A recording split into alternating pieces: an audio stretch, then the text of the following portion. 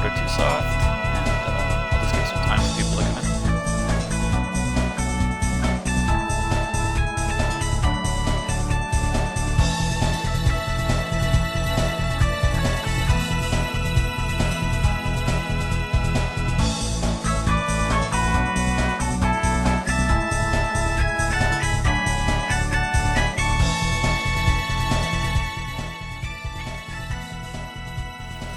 How's that? Any better? Lower the volume of the music.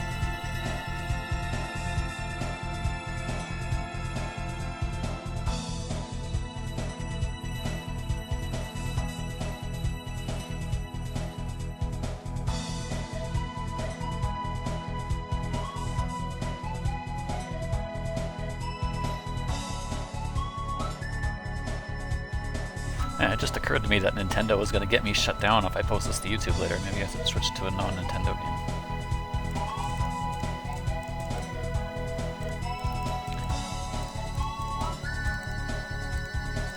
But Nintendo has so much good music. Why they gotta be like this?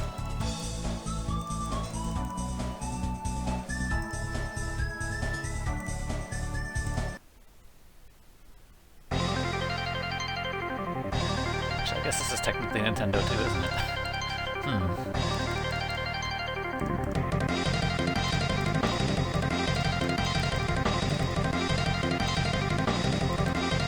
Dang, this is like all Nintendo would get pretty much.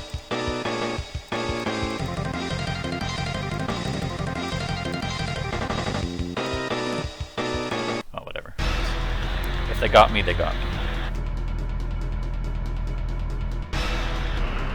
I'm going to break down CoopStar versus Letalis. So Jago, Eyedol, Aganos, and Raam and stuff like that.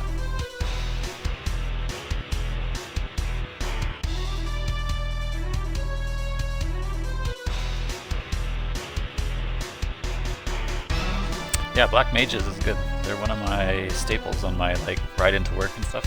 Play them on my iPod. Good stuff.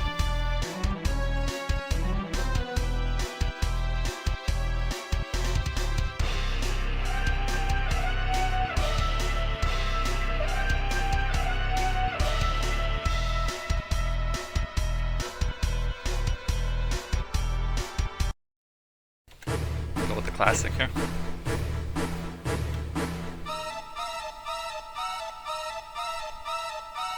Actually, Final Fantasy is doing a concert in my city, and in like 2 weeks, they're bringing their Distant Worlds or whatever it's called, their concert series to my city. So that's kind of cool.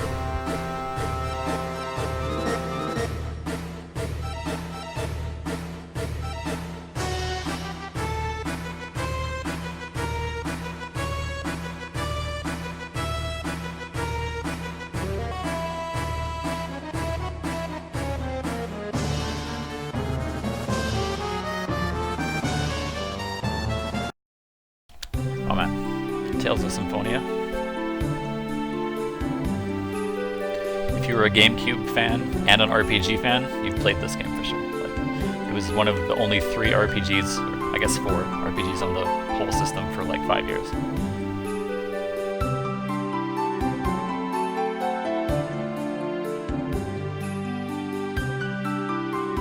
Yeah, I've been to several video game live concerts. A couple in my own city, and I've been to ones in Baltimore and other cities as well. I've caught them while I was visiting those cities, so I've seen enough video games live for a while.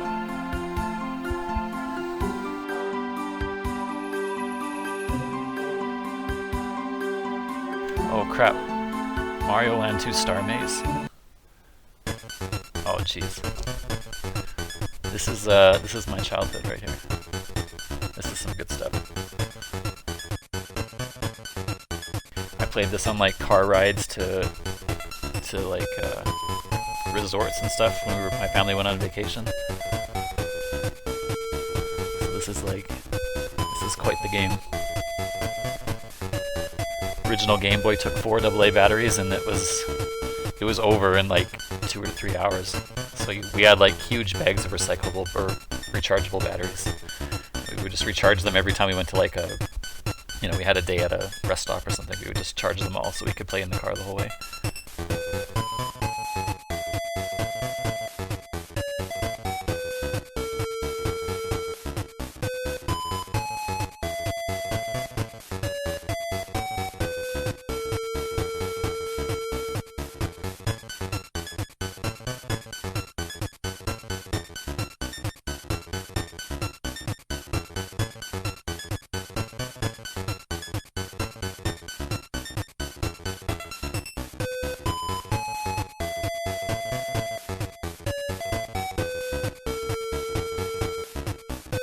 Alright, anyway, rather than wait like 25 minutes to get started, like I have in the past, maybe it's long enough, we should get going here.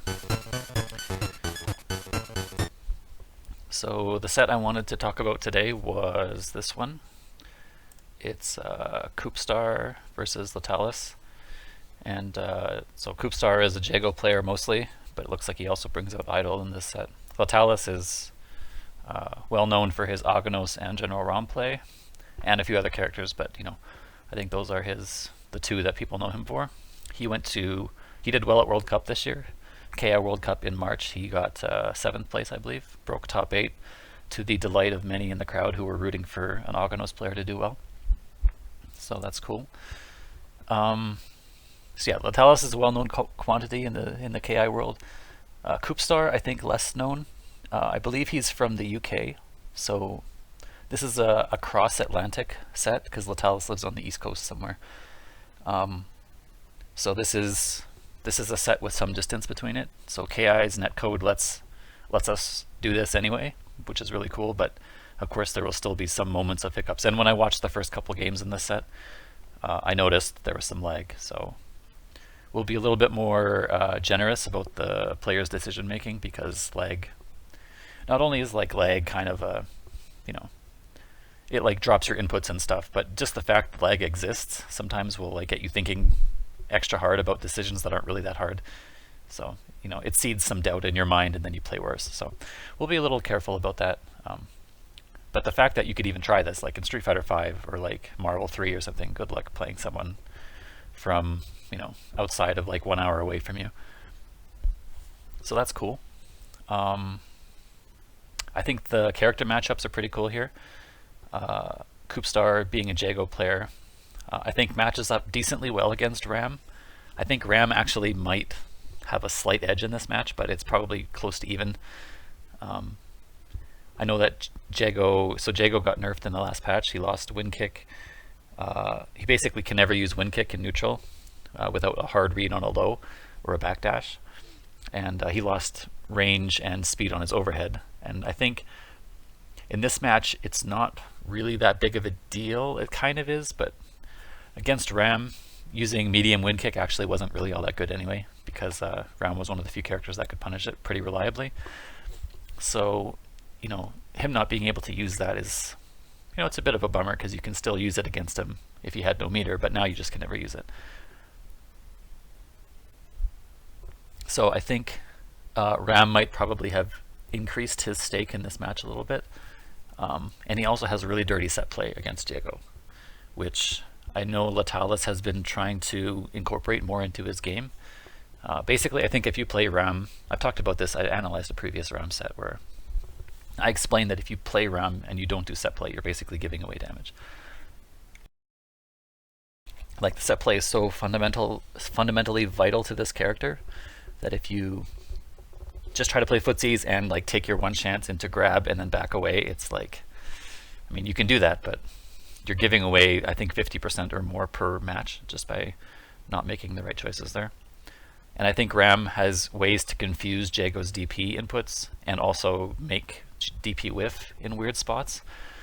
So yeah, I think Raam has the advantage there. Jago probably wins, well, definitely wins from full screen, and maybe mid-rangey Jago can do pretty well, but I think it can be tough times when Raam gets in.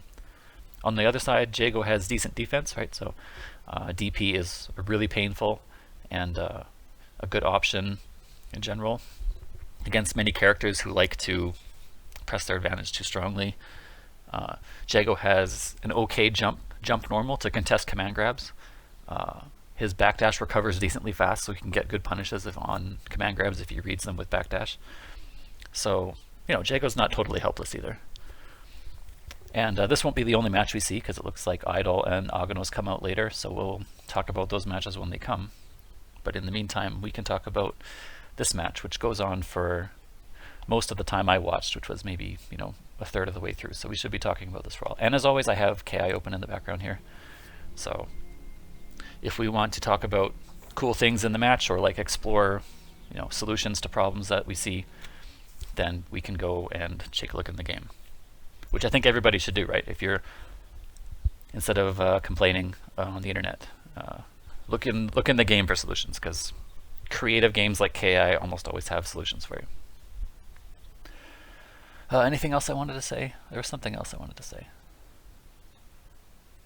Oh yeah, base as always. So I'm going to try and make it a habit to do this every time I load up a set on Base's channel. Base has graciously let me talk about these sets. So if you're watching on YouTube later, I'm going to put the link in the comments, or in the description rather. I'd really encourage you just to click the video, just so you can, you know, give him a view on his channel for making this content or hosting this content. You know, I really think it's important to give the original creator some views for his work. So thanks to Base for letting me do this, and be sure to support the original video and help Base grow his channel as well. So okay, let's get started then. Here we go. So yeah, the keys in this match is I want to see how Letalis uses set play, and I want to see how Jago, or how CoopStar handles Raam up close. And you can already see a bit of lag here. Little rollbacky. Hopefully that stabilizes a bit here. So this is an important button for Jago, this close fierce, or this far fierce. You can see he's using it to occupy space because Raam has such incredible normals. Stand fierce in particular for Raam is really, really strong. So Jago's trying to say, like, look, this is my space. Don't get any crazy ideas. Oh, I like these Kara setups from Jago. So KI has a funky behavior where if the opponent is in block stun from blocking a fireball at any range, Jago can pretend that his existing normal is the cancelable window. So that was a bit of a confusing way to say Jago can Kara throw fireballs from far range if you block his fireballs. So you can see this fireball is about to be blocked. Or not that one, this one here. And Jago is going to press crouch medium kick at the same time this fireball is blocked. And then the game thinks, oh hey, Raam is in block stun and Jago is pressing a normal, so we should let him cancel it. Because they think, oh, maybe it was the normal that put him in block stun. They don't check that it was a different move. So Jago will be able to whiff cancel crouch medium kick from halfway across the screen here. Here, see? And you can do some really cool fireball traps with that and throw fireballs at ranges you're not expecting. And I really like that about Jago. It's kind of a neat little glitch that worked its way into the game. Cool. So, as we talked about in previous sets, just sorry, catching up on chat here. Someone says, wow, this is the first analyzed set I've caught live. Thank you for these. Oh, no problem. I'm glad you enjoy them. So yeah, so the important moves for Raam in this match, besides his normals, are they're called decimation, these stab moves. They're a special move. They're his only grounded opener, so they're really important for him. And each move has its own unique purpose. So the light one is really unsafe, but it leads to combos off all of his normals. So even like the close range jabs and his good low medium kick, his good low poke. So it's a really important move, but you don't want to get it blocked. You only want to confirm on hit. Medium and heavy combo off of less moves. In fact, heavy doesn't combo off of anything except some crazy situations, which we won't talk about. But heavy is a great move for catching people who jump. So you can use it as like a frame trap to catch people who jump away from command grab attempts. And it's a great footsies move. So you can see Letalis uses heavy stab to get in here. The other benefit of heavy stab is that you get to manual any strength off of it. So that's really strong. That's really helpful. So your reward for landing this is maximal, basically. If you land medium stab, you can only manual light and mediums. So it's kind of a 50-50 guess if you want to keep your combo going. And if you land light stab, i.e. off of a poke or like, a close range pressure situation, you can't manual anything. You have to cancel directly into linkers or auto doubles. So it's one of those, the risk reward for this move is actually really tuned neatly.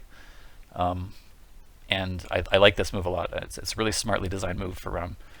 So you can see there's heavy stab, goes a long way, and he gets to manual whatever his choice is. Tick grab. Now here's set play. No, he doesn't go for it. He prefers corner. So this time I can see him not going for set play, because set play gives you the risk of cross up and you don't want to give up corner. Fair enough. And this is an important move, another important move for General Raam here. His focus attack. If he releases it without dash cancel, he is +8. +8 on block, people. Like really, really good. On hit it does no damage, but it does put the poison on Jago. So, getting hit by it is not the end of the world. It's not going to lead to like, big time damage probably.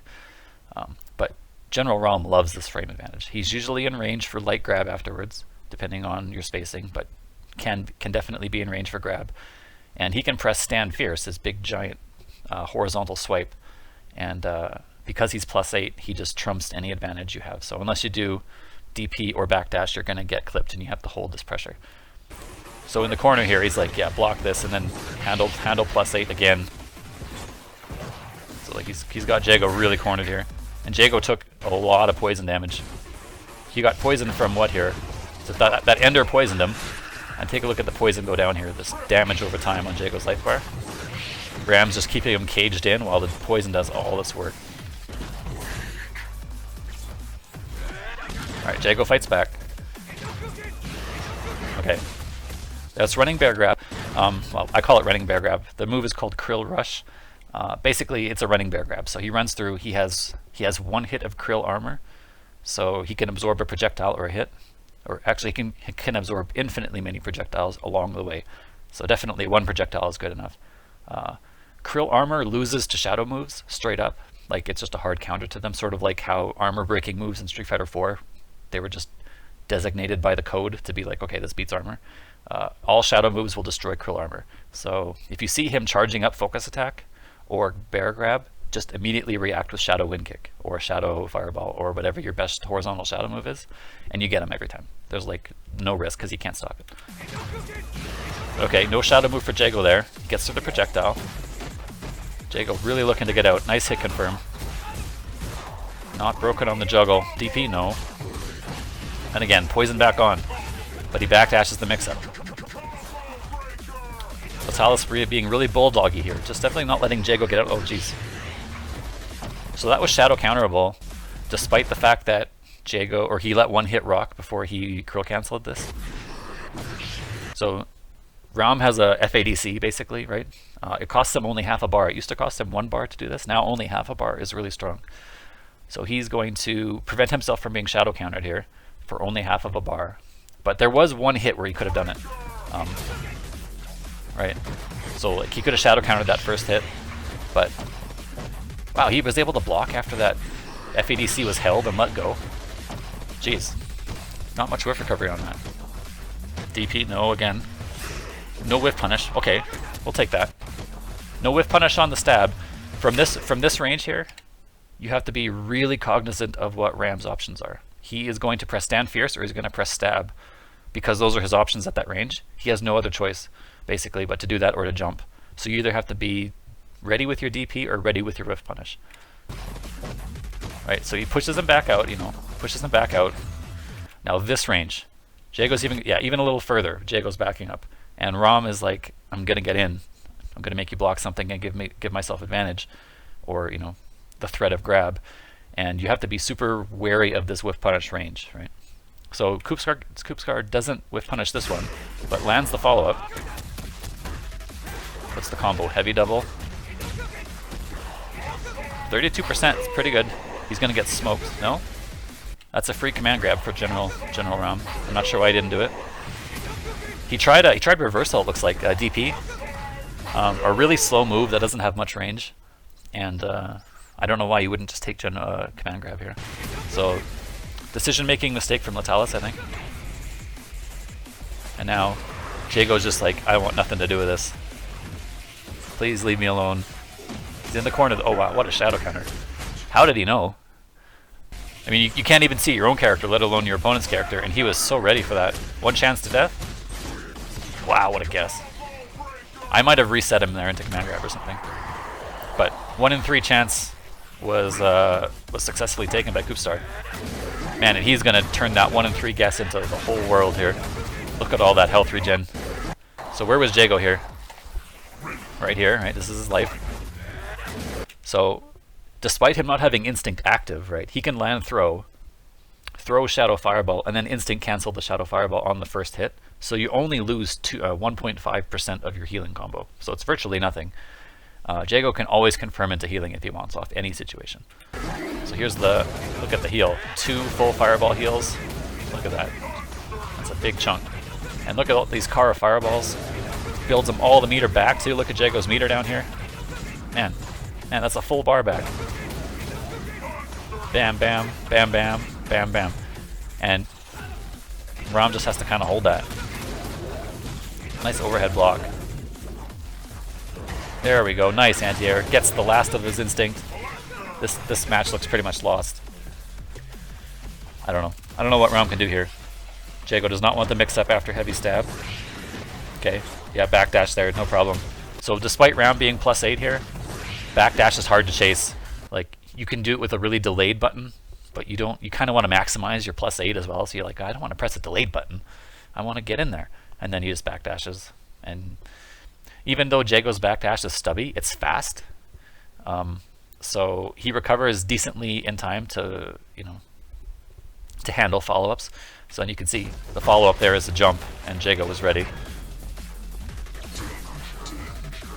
Oh wow, there was a bit of a rollback there, right? This overhead hit and then didn't hit. You can hear the danger claim. Oh, get him! Oh, geez, wow. A bit of a scramble. And the net's going nuts here. Jump. Yeah, there you go. Perfect counter. And wow, ultimate too.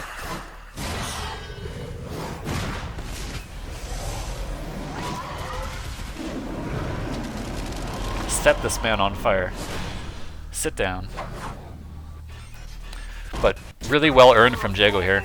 I love that he was so ready for this. You can see the hit that the stand roundhouse that he hits here while he's rushing towards him doesn't actually do real damage. It does gray damage. So it doesn't add to his ability to ultra. Like, it doesn't put him further into danger. It would have made his cash out more. But he didn't cash out. Instead, he just ultraed, which is the obviously smart decision. But I really love the decision there. Rewarded with an ultimate. Alright. That was game 1. So really smart play from CoopStar. He didn't crack under the Raam corner pressure. And really smart decisions in the neutral. And maybe a bit of lag in the middle there helped him out as well. But CoopStar's ahead 1-0 in the set.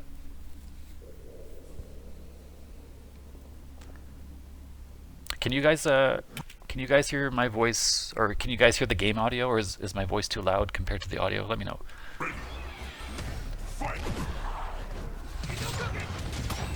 Fireball DP? No, he tried to stand roundhouse again. And now, set play this time? No. Well, it was kind of a modest attempt at set play. That's not really set play. Yeah, all those are DPable. So the set play after. Let's talk about this for a sec. Whoops. Let's do.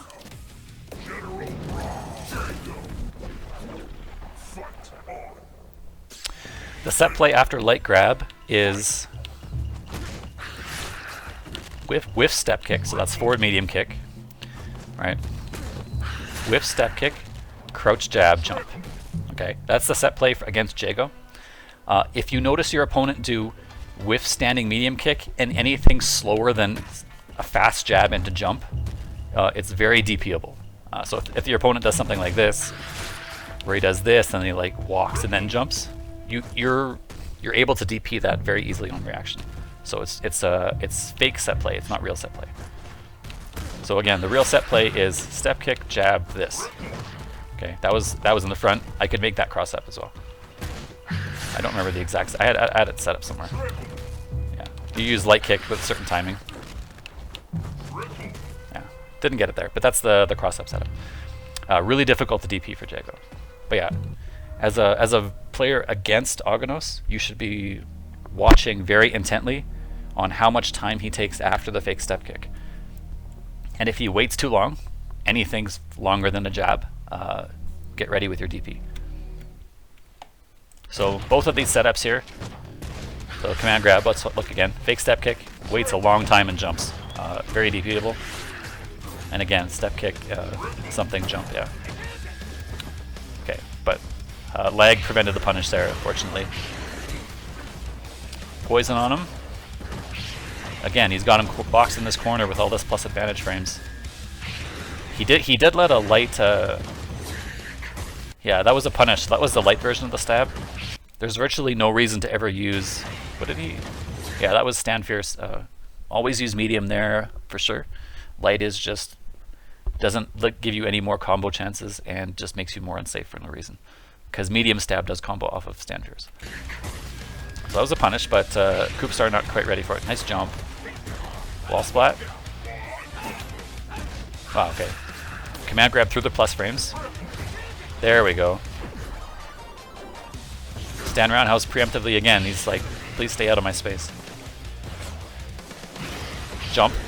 Yes. So that time, the reason that worked last time, or didn't work last time but worked this time, was because Letalis let go of the focus, so he got hit on the wind-up.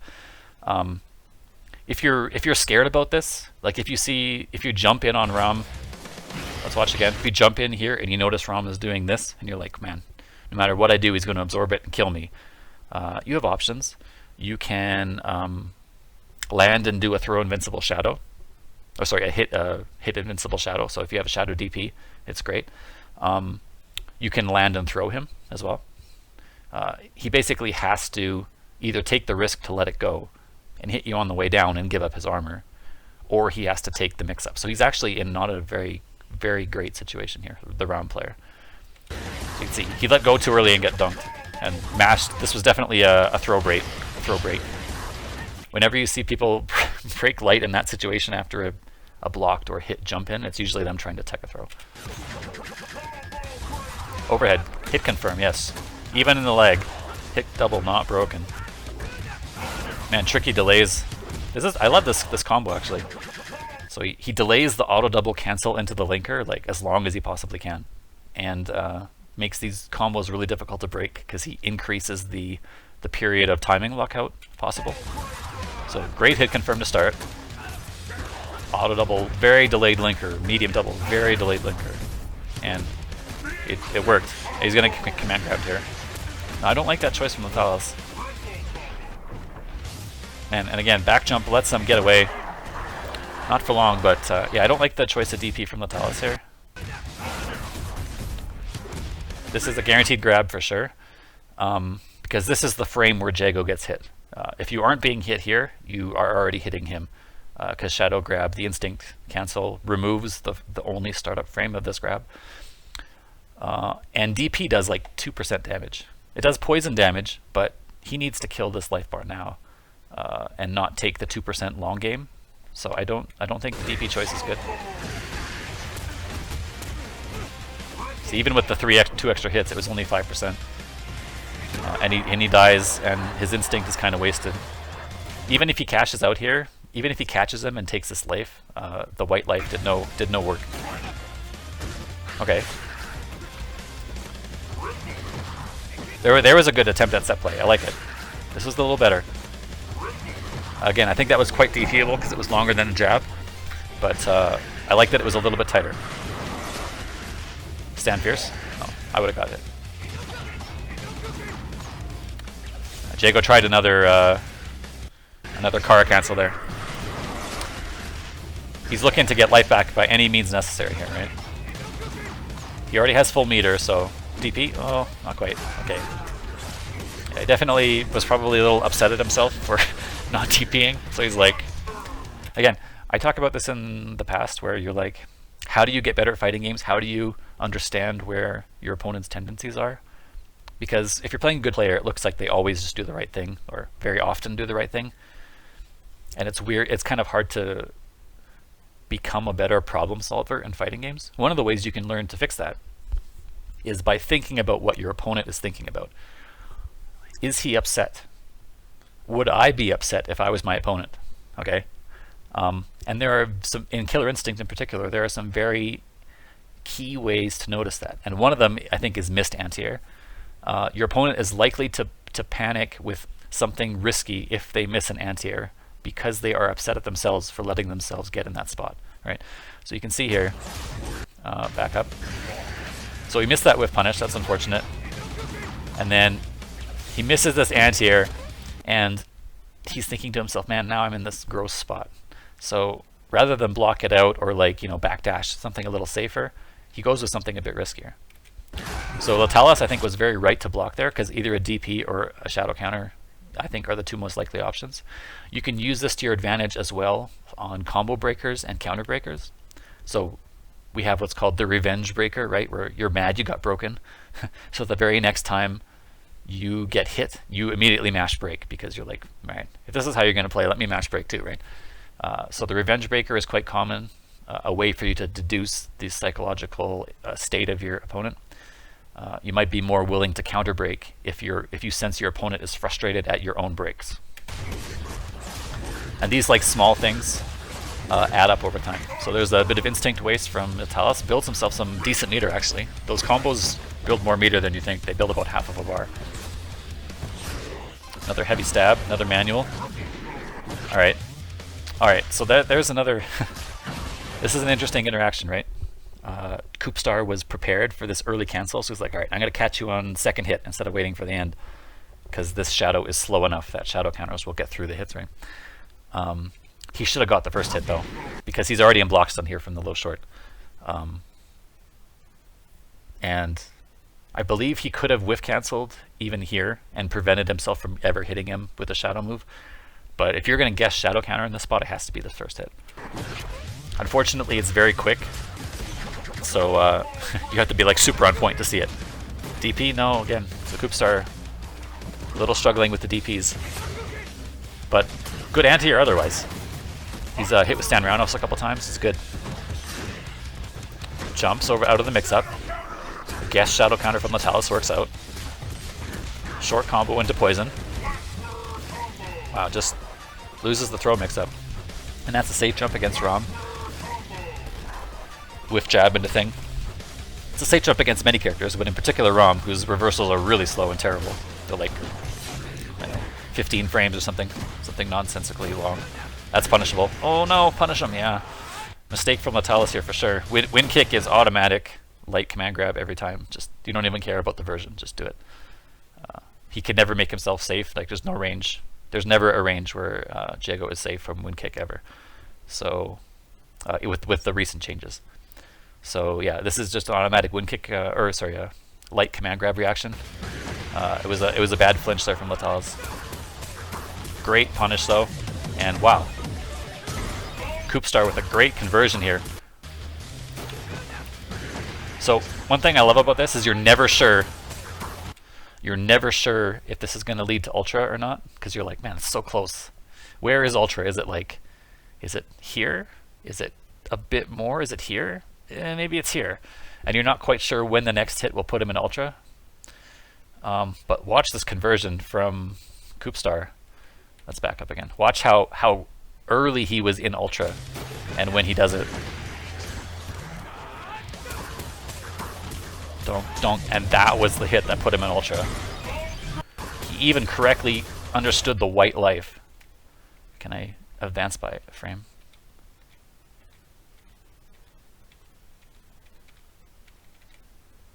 Wow, look at that. He's already in Ultra.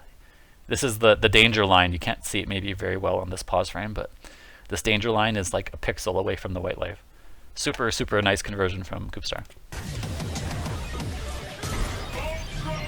So yeah, someone, Zyrist in chat says heavy emergence, which is Raam's reversal, is 19 frames. So yeah, we're talking like, I mean, that's safe jumpable to like the super max. You could be at like the apex of your jump and safe jump it. But it's a very tight frame trap because Jago can also go with empty jump low or throw, right? So it's like, it's a mix-up that Raam has to deal with. So I'm impressed with CoopStar's play here for sure. A couple small errors from Letalis, but nothing too major. And CoopStar has just been playing really immaculately. Another set play. No, it goes for Stomp this time. And as somebody who, if you're playing a set against an opponent, and I don't know the history between these two players, maybe they play sets all the time, in which case my comment might not be too valid. But I think if you are playing a player who is considered a high-level player, I would combo break them a lot. So I would, even if so this is maybe the first time that Letalis has done Stomp, so it maybe came out as a bit of a surprise to CoopStar. But in the future, I would be combo breaking medium here, like super often. And if you're wrong and you get locked out, it doesn't matter because he used the flip out in that case, and it's okay. But I would force Letalis to either do set play every time or counter break. I would basically not let him. I would force him to take a bunch of risks and continue that thought process throughout the set instead of letting him get away with the mix-up. That was a nice mix-up though. Okay, challenges with DP. And again, maybe thinking about combo breaking there. Good patience from Letalis. He got away with only being thrown, which I think is fine. He has to deal with a bit of a gross mix-up, but it's okay. Nice. Okay, I like the decision from both players there.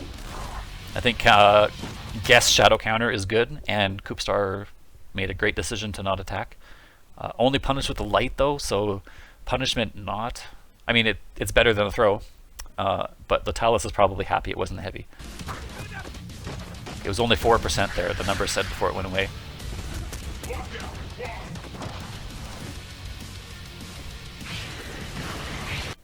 So Jago gets away here from grab, and after backdash and you see that animation, it should just be shadow wind kick like immediately. There should be there's no risk because this command grab has a lot of recovery.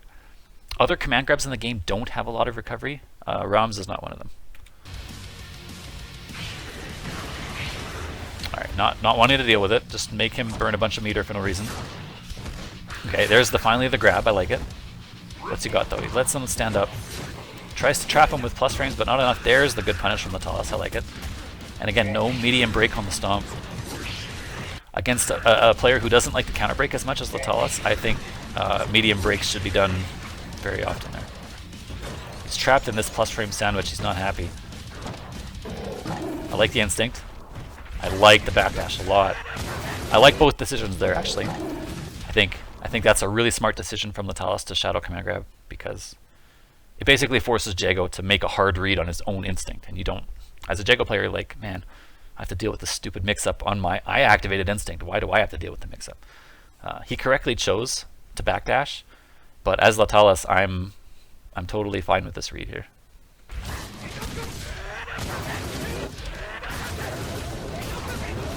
Lots of life back, but now it's Raam's turn with his instinct. There's a set play mix-up, nice block. And I think I like the punish. Unfortunately, he's not going to kill him, so he's going to have to lead him with another mix-up here. A little bit of scramble. Swinging with fierce. Plus frames, yeah. This is why I think the buff to the Krill shield that happened in the last patch is quite strong for Raam. Not necessarily because of this exact situation. You see Raam presses stand fierce a lot, and he doesn't ever have to cancel stand fierce into light.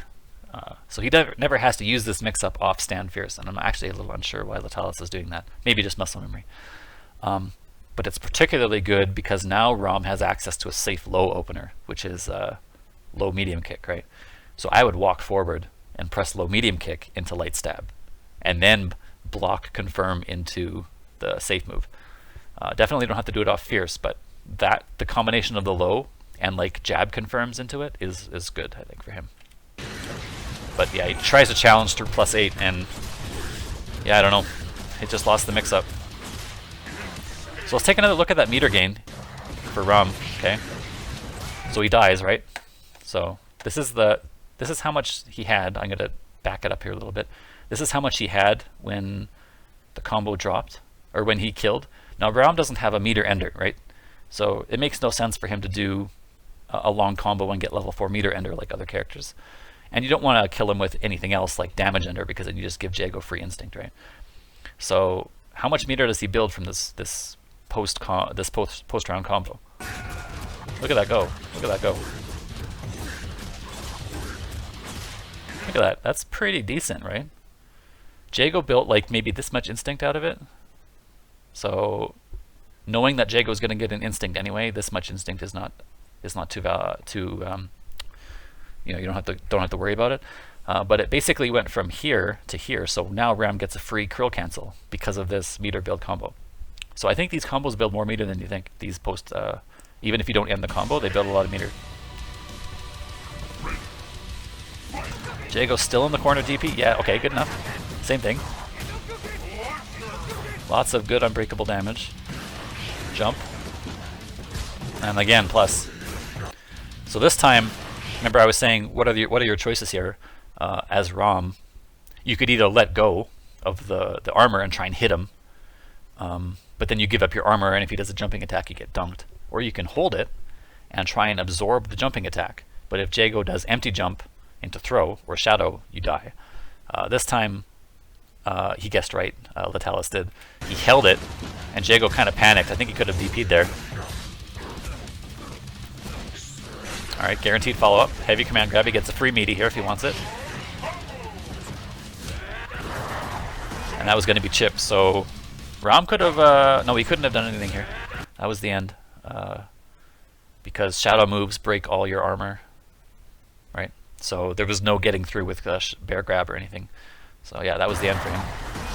Out of the corner, I like that escape from CoopStar. Challenge, no shadow counter this time from Letalis. It really makes that other shadow counter he did earlier in the set, where he randomly shadow countered forward heavy through the krill armor instinct. Like, you couldn't even see it was happening, and Letalis was ready for it. So the fact that he couldn't do it here makes more sense, because it means he's human. Like, you can't shadow counter everything, but it really means that the one he did earlier in the set was really strong. All right. Jump. Alright. He handles +8, and there's a good counter. There's a gap, of course, between this and that and that. Okay, and again, Letalis has never done flip out there, so he guesses flip out, but I'm not sure why he would. Alright, that empty jump low is a really strong mix-up in that spot. Another medium not broken. So he's like 0 for 8 on those, is CoopStar. DP is good. No throw. This is a range where Jago is like actually in some tough times. I think Raam dominates this range when Jago is like about here. Like this is Raam territory. You're in range of command grab, and so he backs away. And even this is still in Raam range because of like, you know, stand fierce and like heavy stab. So despite Jago's instinct advantage, I think let's see how it plays out actually. Yeah, he backs up even more. He's like, please don't. No, that wasn't a great choice from Letalis. This is very easily focus, just shadow wind kick on reaction, right? Anytime you see this freeze, just immediately mash your favorite shadow move, and you always win. Because Jago was still in instinct, I think Shadow Fireball is also a great choice here, of course, for the healing. But certainly there's no mix-up here for Jago. It's just an immediate shadow move. You don't have to jump and take this mix-up. You just immediately shadow. All right, sits on the fireball. Tempted with punish, not good. Now what do we got? Okay. He's gonna get him. No, just shadow for free. Shadow is for free there. He's gonna die? Oh, break. Important break from Letalis. He still took 21%. That's a lot of damage to take. How did he take 21% here? That's a really highly damaging shadow move. He could still die here, Letalis. Shadow. Oh man, that was the DP. Wow, what a scramble. What happened here? So this no DP. Why did he press sweep? What was that button? Why was he not ready with DP over jump? Press slow medium kick. Why? Confused. but just a massive scramble all around, everybody doing stuff they didn't want there. But, okay, oh, stay alive. Jump, not, and again, no shadow counter. He's dead. Get him? Oh my goodness. Ah, no damage on that. Both players still alive somehow? Oh, wow. Oh my goodness. I want to watch that whole thing again.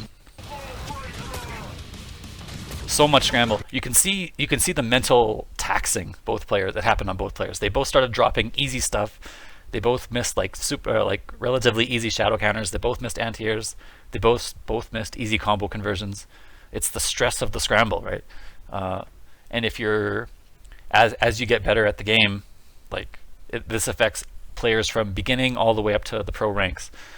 Scrambles just overburden your mind, and they make you think poorly about situations. And that's why I love fighting games. Like I'm not saying these players, like it would have happened to me as well.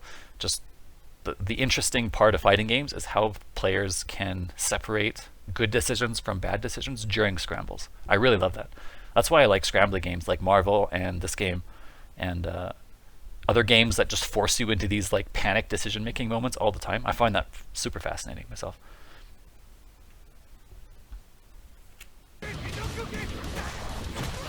So big scramble here. I'm not sure why he canceled into Shadow DP at all. That's probably an input mistake. And then both players, okay, back to neutral. Jago survived that mix-up somehow.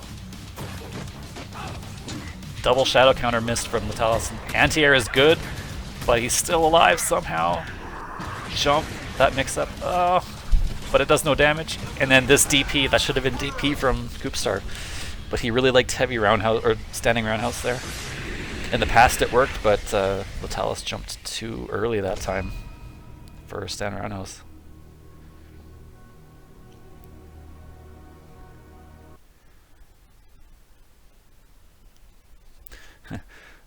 Death to Monkeys says, scrambles always make me drop my inputs like mad. I've even accidentally shadow ruined instead of ultra'd in a scramble earlier today. It's embarrassing. Yeah, it's not just you, right?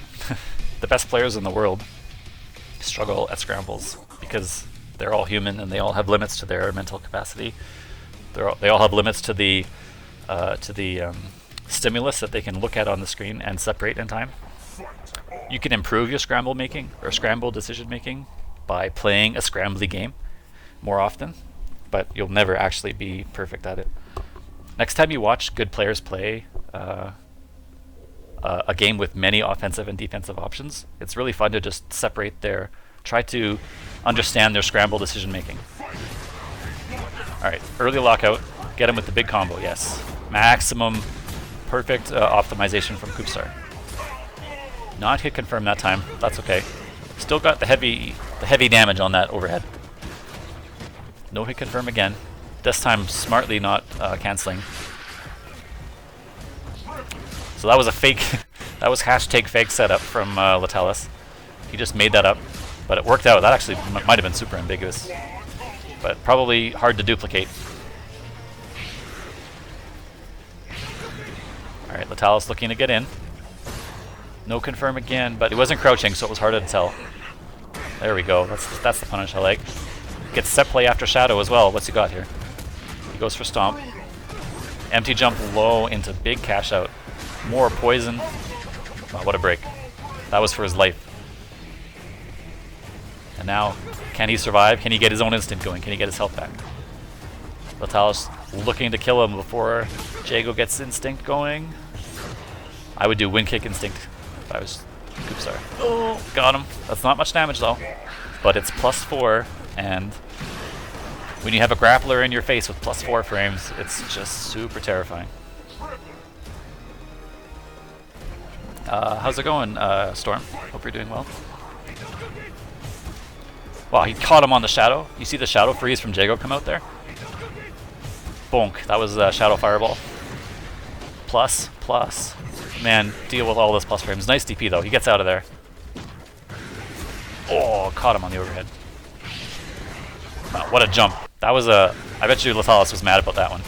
He spent all this time forcing him to block this stupid +8 focus attack. And he's gotten hit and blocked some of them, CoopStar has, but finally he's like, alright, I got this mix-up. I'm gonna go in there right now. He fakes it, comes in and grabs, and he had jumped. Man, those are those moments where you're just like, man, either my opponent's a genius or I'm an idiot. But I wanted to say, really important. So he builds two in his game-winning combo here. CoopStar builds level 4, so he gets level 4 meter ender, and he built 2 reps around the world, so he gets more instinct meter. But smartly, I think he does not cancel into instinct here and build his health up, because he would rather take. It's not enough health to really gain back, so you would gain this back at the cost of your meter, but you would lose about half your instinct as the round transition happens, and it's not worth it because you much more value the instinct pop in neutral again in this matchup, I think, and maybe you can wait a bit and get more of your health back. So I like the choice from CoopStar to save his instinct here. Alright, check him with Sandfierce. Again, no Shadow Crown. Jump, okay. No punish because it was quite late on the jump, but happy to not take the poison. DP, okay. Empty jump throw is quite scrambly, and I like the choice from Letalis here. Remember, this command grab is 1+0. It is 1 frame startup. There are moves in this game that are 3 frame startup, and then most of the moves in this game are like 5 or slower. So 1 is such a huge difference that if your opponent is like constantly pressing buttons in your face, you should just like throw this out. Like force them to just not be there. Force them to, like, every time they get in this space, they have to be scared for their life. So I like this choice. It's great. Even if it didn't work, I would have liked it. There we go. There's the medium break I was hoping for. Kara Fireball from CoopStar here, right? We talked about that earlier, how Jago can cancel the block stun. You can see it here, right? There's the block stun. The game thinks this normal is now cancelable because the game thinks, oh, this normal must be the thing that's causing the block stun. So it lets him cancel this into a fireball. So smartly, CoopStar will cancel into fireball and then dash cancel it and beta jump out of Letalis here. And gets him with the... he was ready for exactly that situation. Overhead confirmed, no, not quite. And again, no whiff punish. Oh. Nice read on Letalis there. He caught back because DP instant cancel is good. And this is a lot of life. And meter, because he has to block. There's the Kara cancel that makes him block all 4 of those fireballs. He has no choice but to block 1, 2, 3, 4. And watch the meter on Jago here. I'm going to put the mouse on it. So Jago has virtually 0 meter, so like 1/10 of 1 bar. And watch this go up. Bonk, bonk, bonk, bonk. That was forced meter gain because of the Kara cancel. Wow, I'm not sure why you got hit there. There's again DP. I like how CoopStar is adapting to that pressure, and he's like forcing the DP out of there. Forcing Letalis to respect that DP option. Nice jump, and he's dead. Could have spent a shadow to be sure, but CoopStar not needing shadow meter to finish that round. Impressive play from both players. If you guys enjoy this type of footsies play, like many KI fans are wanting grounded footsies more, this match has been really entertaining. Definitely showing an interesting side of how Killer Instinct characters can interact with each other. Not all fights are scrambly, not all fights are aerial heavy. Some fights are much more focused on footsies and grounded play, and this is one of them. Uh-oh, did my YouTube crash here? What happened? Okay, we're back. The YouTube player does that sometimes. It's like stop playing and stop loading.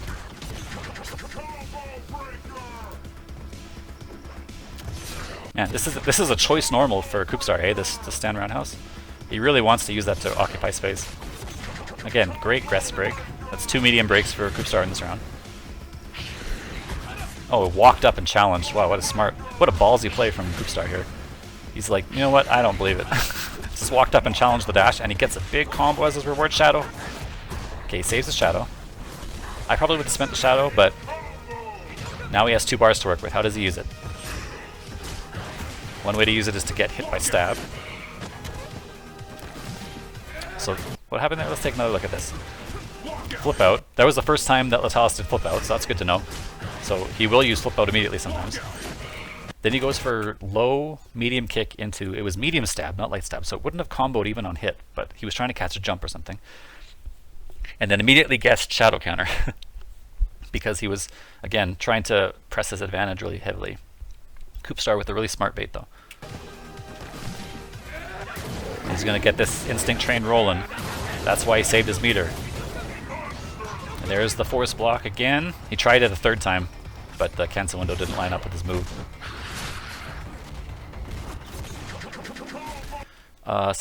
Storm says Sako also plays footsies in neutral as well. KI has a decent amount of it actually, just depends on which characters are on the screen. And I agree for sure actually. I think footsies are generally, everybody says, oh, KI is not a footsies game. Like not even the people who often complain about this game, but they'll say, even players who like the game, they'll say, yeah, well, KI is not footsies, and they're okay with that. That's cool, but I actually think KI is more footsies than you think, especially a lot of the Season 1 characters will play footsies with you. So like Glacius, Saberwolf, Jago, and Orchid in particular, and Shadow Jago. I think high-level Shadow Jago play is actually very footsies heavy. You might not see it very often, but it's there. Raam for sure, Tusk plays footsies, Kimwoo plays footsies. I have to think, I have to have a character select screen here, but yeah, I think there's a lot more of it than you think. And I see so many missed whiff punishes in this game. Next time you watch two good players play, like next time you tune into your favorite streamer playing this game, watch how many whiff punishes they miss or their opponents miss. Just watch it. Like watch them whiff Tusk Stand Fierce from like this far away and get this gigantic hitbox with like, you know, a second and a half of recovery, and they'll just sit there and not do anything about it. So every time you see that happen and someone says footsies aren't in this game, think to yourself, well, they're not in this game because you're not playing them. Maybe you should play them. This is a very footsies heavy match, and I find it it's pretty enjoyable. Oh wow.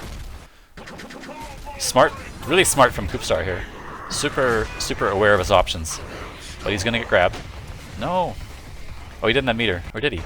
He had meter here. This is free grab. I'm not sure why Letalis is, didn't choose to do one or the other there. DP might have been too slow to catch that meaty, but certainly grab would have worked. All the damage cashed out. Grab. Wow, what a heavy break from CoopStar. It's not regular grab, it's not command grab, it's stand roundhouse, and somehow CoopStar breaks it. Jump. Got him. Really late. Man, that was a super beefy jump in. So late to the ground. It was so late to the ground that even CoopStar didn't know what to do with it.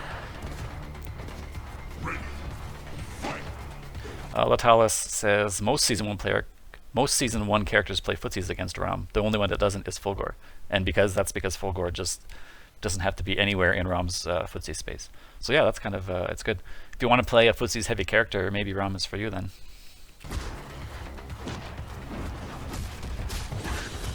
Heavy broken? No, not broken. So CoopStar definitely was predicting counterbreaker here. But I think Letalis is kind of counterbreaker averse in general, and he hasn't counterbroken him once in the set so far. So I would break this 100% of the time. Like first of all, you don't even risk that much. And if he counterbreaks and is wrong, then Letalis is giving up a lot of life here because he has a lot to lose. But with no prior, I would wait for him to counterbreak me a couple times before I start thinking about it, right? You have to, again, this is a fighting game 101, right? You don't want to overthink the situation. You want to give what your opponent is giving you, or you want to take what your opponent is giving you. Don't think your opponent is, has all these grandiose plans to limit your options to zero. Because I've seen people describe things like, they'll talk about wake up and they'll be like, every time I DP, my opponent blocks it, and every time I don't DP, they meaty it, and every time I backdash, they hit me. But your opponent isn't perfect, and your opponent isn't actually doing that to you. You're just tricking yourself into thinking you have no options.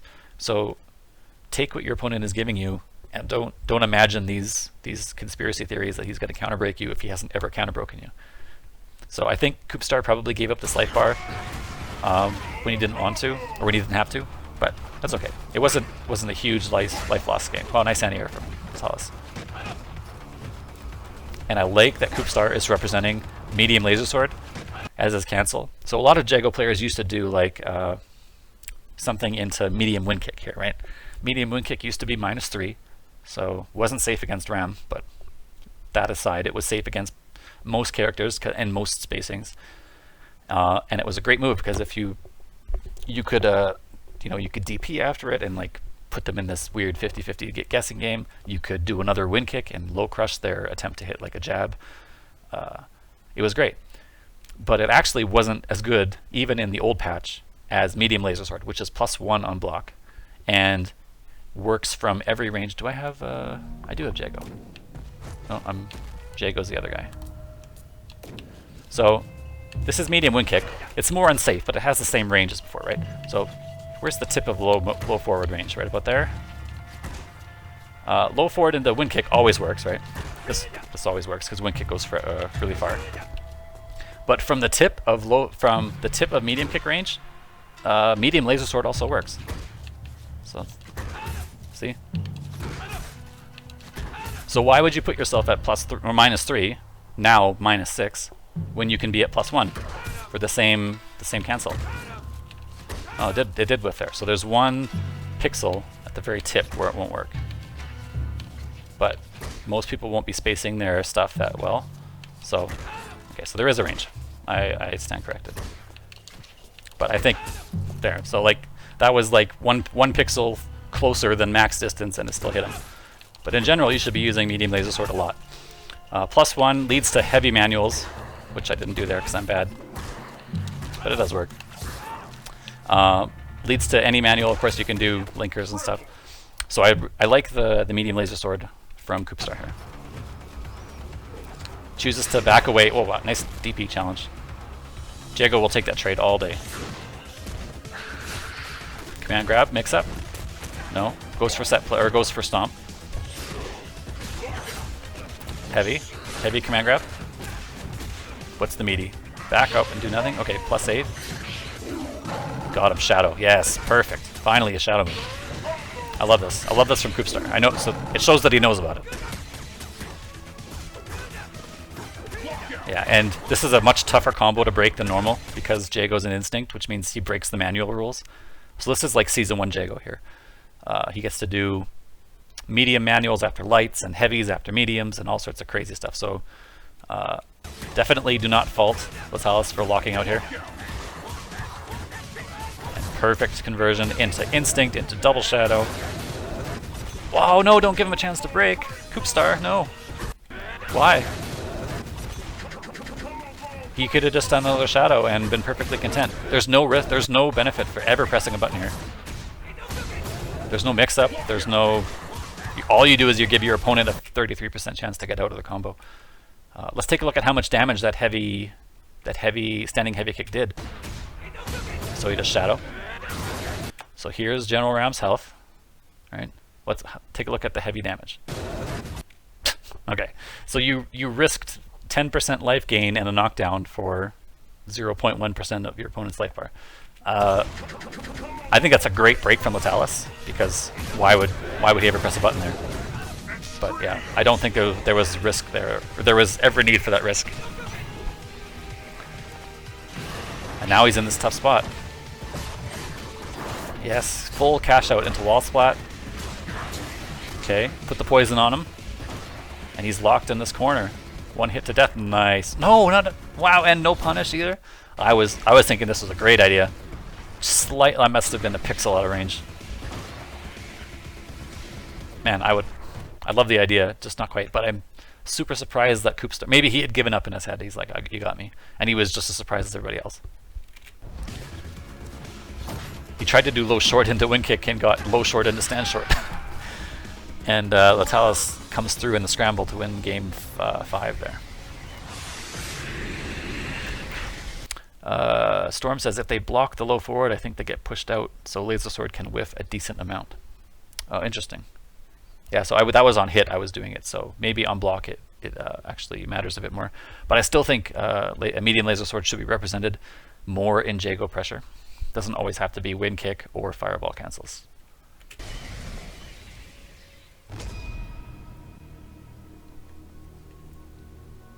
So yeah, even if there's slightly more ranges than max range, where low forward will whiff. I think it's Jago's go-to special move, close range. Either that or heavy laser sword, which is +2, medium being +1, so it's slightly better, but the shadow counter chance means that maybe not quite as good as medium laser sword to me. Letalis says a lot of misadjustments with Raam in this set, talking about his slightly whiffed command grab there.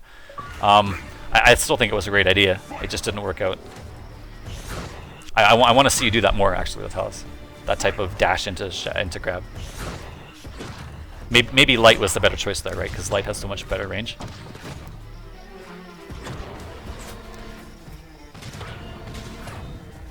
So how does CoopStar recover? He's zoning with these fireballs, all this meter build. He's happy to block.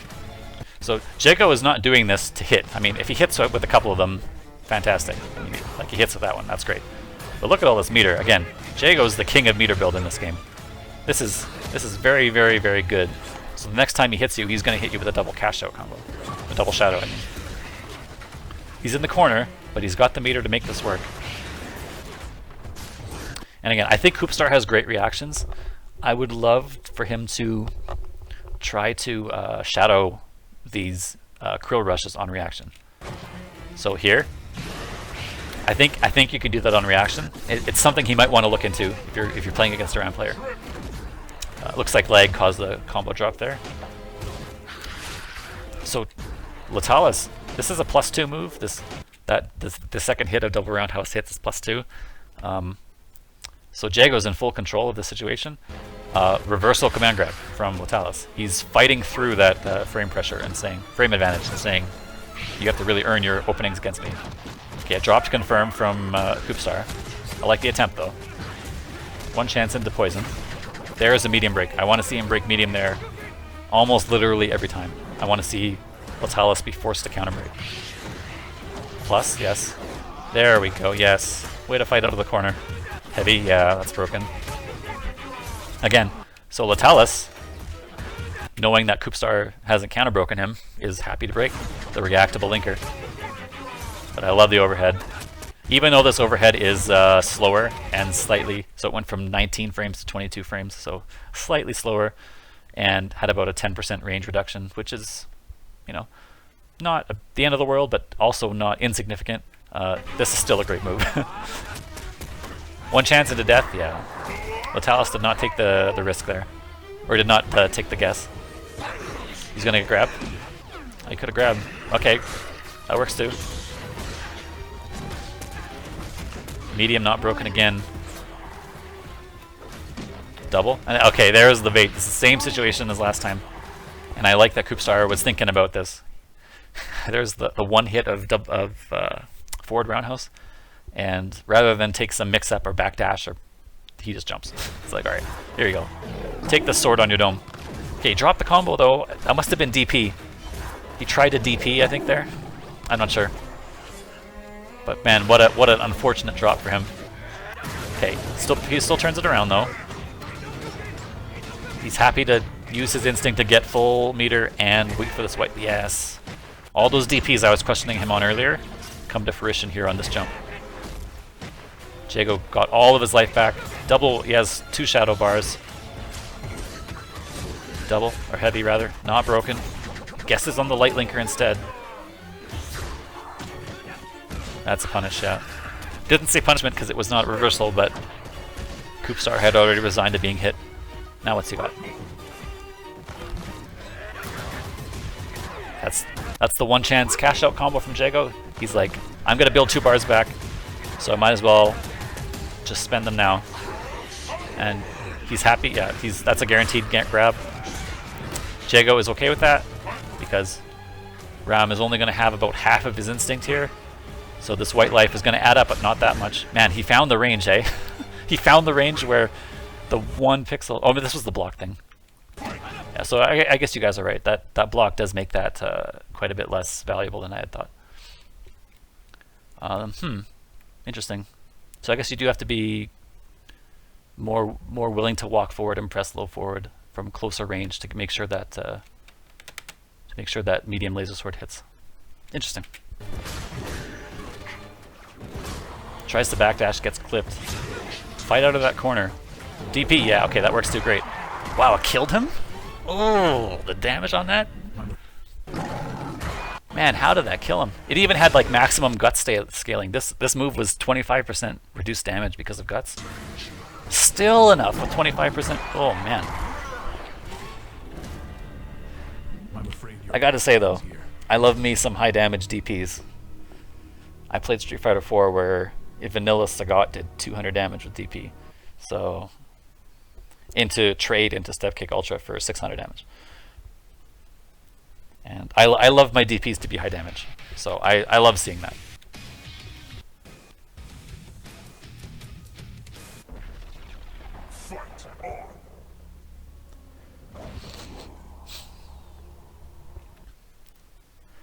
Some people are saying, talking about different strategy here.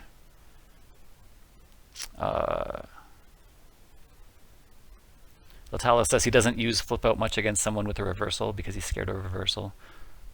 That's fair enough. I mean, it's a mix-up in your favor, right? So it's no more or less advantageous than like wall splat or knockdown or meaties. Sometimes you just have to take the risk and force them to DP, right?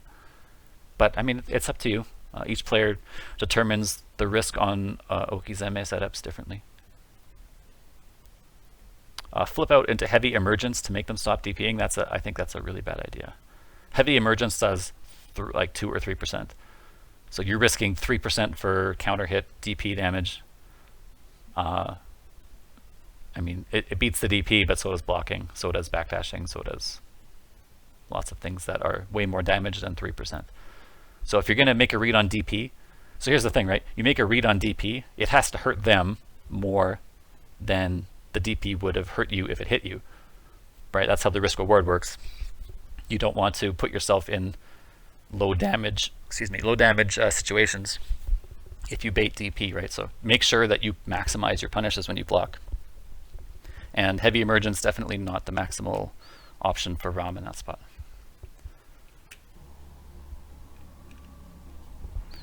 Yeah, I know you guys are enjoying the conversation. I feel like sometimes I don't watch my chat well enough. It's hard to talk about the game and also keep on top of chat. So I'm trying to learn how to juggle reading and commenting while also talking about the set.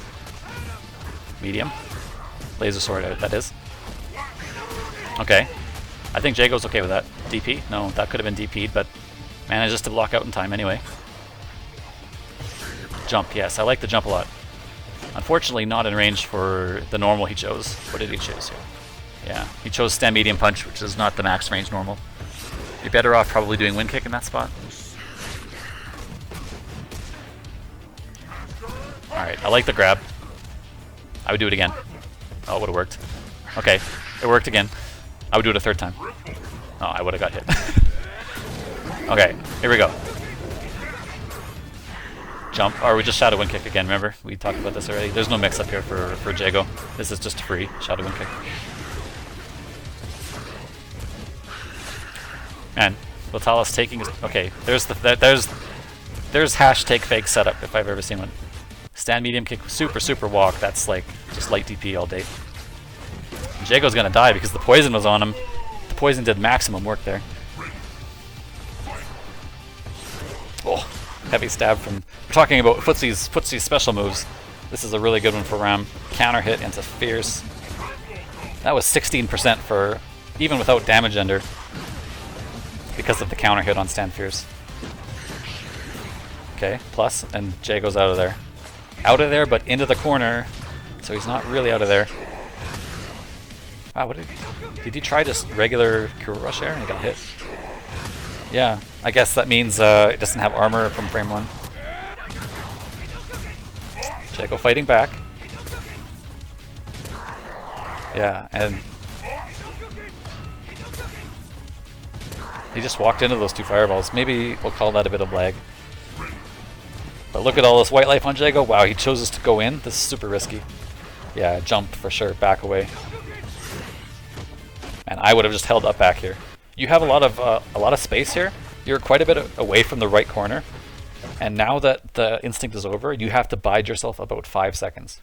3 seconds for this to start regenerating, and then maybe 2 to 3 seconds for it to come all the way back. So He went in here, he survived this mix-up, and now you've spent about 2 of those seconds. I would run away the other 3. Do not risk yourself getting this spot because of that, and now you're... Oh my goodness. He survived, but it could have been way worse. And he's still not out of there. Okay, now he's out of there. Nice shadow counter. Letalis has been representing that a lot.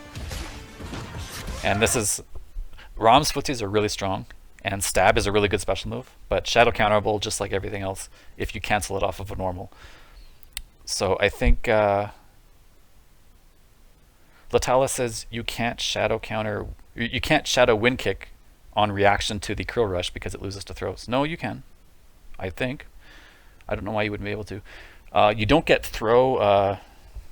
Throw is not active immediately. Maybe I'm wrong. I don't know. Let's try it out. Oops. I have to switch the characters, I think. How do I... What's the best way to set this up? So maybe I'm wrong, but I think that he loses armor and throw does not become invincible, or does not become active, like, immediately. And Jago is...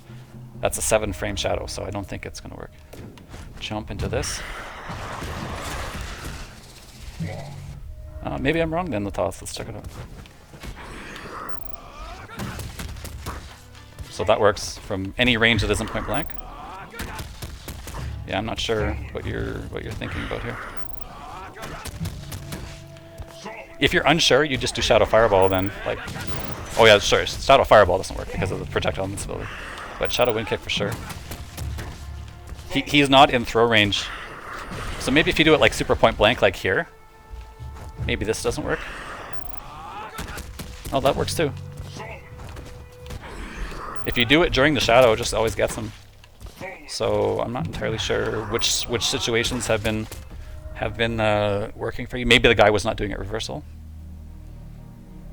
Zyrith says shadow throw, meaning shadow rush, is not active until 2 + 21 at point blank. Yikes. Zyrist being a contributor to the frame data, well, the creator of the frame data spreadsheet, so I would trust his frame stepping there. So long as Raam isn't next to you, Shadow Wind Kick should be fast enough. It looks fast enough even if you are like perfectly point blank. Oops. Sorry. Like, I can be point blank as possible here. And I just reversal it, and I don't know. I'm not, that wasn't even reversal. Or that wasn't even first frame. I'll wait a little bit and then do it. Even that is good enough. I don't know. Weird situation. Letalis seems to have seen it happen in matches, but I think the Jago just did it super, super late then. If you do it during the freeze, it seems to always work. Anyway, that's good to know for Jago players and Raam players too. So yeah, Shadow Counter on the thing is great. Heavy. Oh, that was medium. I said heavy laser sword linker. I'm super bad at that. I've said that in previous sets. I can't tell that if it's between medium and heavy immediately, like some people can. There's the risky DP. So he puts himself in plus frames and then uses his own DP to beat an escape rather than just a button, because he's scared of DP, I think. But again, I think Jago is totally fine. He gets knocked out of the situation with 2% damage and poison, but you know, he's going to take probably not the full duration of poison here. Jago gets out of a really scary situation for very little cost here. I'd be ready with Shadow. Okay, he spent the Shadow, so now he's free to, yes, do that. If you don't have Shadow, you're free to do that. Wow, that was a bet and a half, wasn't it? Oh, he doesn't have meter to Shadow counter, so maybe not quite the bet. Can someone tell me how advantage on block General Raam Shadow stab is? If it's plus, then that's a good bet. If it's like -1, then it's not a good bet. Letalis says, yeah, I had someone lose to it a few times when I was helping them with the matchup, talking about the Jago Shadow thing. Yeah, man, I don't know what to tell you. Maybe he was just doing it super late. That's all I can think of. Definitely, it seems like a very reliable option from my point of view. Zyrus has +1 for a Shadow stab, so then it's a great move. If your opponent doesn't have Shadow meter to Shadow counter, then definitely That's a really good guess on a low, for example, in close range mix-up games. Because you don't want a grappler in your face at plus frames. Oh wow, what a scramble. Scramble City, everybody whiffing everything. Okay, okay, finally. CoopStar controls the situation. What's he got here? So General Raam did not have meter there. I think even light grab would have worked. This is Stand Fierce. Maybe he didn't know that this animation was Stand Fierce. This is like 10 or 11 frames. So I think this is probably 4 frames away from its active frame. So I probably would have light grabbed here. Because as long as you beat him to the active frames, you'll win. But okay, with no meter, he can't do Shadow. So Shadow would have worked if he had meter, but he didn't. Instead, chooses to block it out. That hopefully is not the game-deciding mistake from Letalis. Oh geez, no whiff punish from the CoopStar. This is the range where you gotta be ready. Get him. Oh man, didn't get him. He's super terrified. Yeah, he's... Oh wow, okay, yeah. Oh. Even from that range, the block pushback hurt medium laser sword. Hey? Interesting. He's gonna die, yeah. That's guaranteed. You can only break if you don't die. And manuals apply their damage on the first frame, so it kills him before he gets a chance to break. So definitely that was guaranteed.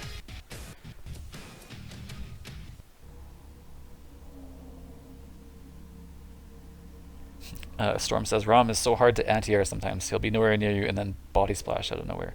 Yeah, I would be more concerned about jump heavy kick. This thing's crazy. This thing? This is the thing you have to be worried about. Body splash from this range, not going to hit you. But jump roundhouse from this range, boy, look at that. If he presses no button, your DP whiffs. But if he presses that button, you get hit or you have to block it. And then you're in the mix-up for grabs and stuff. So this is the real approach jump-in for sure. I remember watching like Ultra David play this game back when Raam first came out, and he was like still fairly new to it, and he was investigating Raam's options in training mode, and he saw this move and he was like, wait, is that real? Did they give this character that jump-in? Because if you play like Street Fighter games, like nobody has a jump-in, no grappler has a jump-in like this. This is just nuts. In addition to the splash. So, I mean, I think Raam actually kind of needs it because overcoming zoning in this game is so difficult without good shadow moves. Like without like Shadow Wind Kick or something like that. So, Raam needs an option to make people scared at a range that isn't point blank. And from this range, you're like, this jump-in is beef town. But yeah, when I remember watching Ultra David's reaction, I was like, yeah, that's about right. They did give him that jump in, but this is Killer Instinct, where every character has crazy options.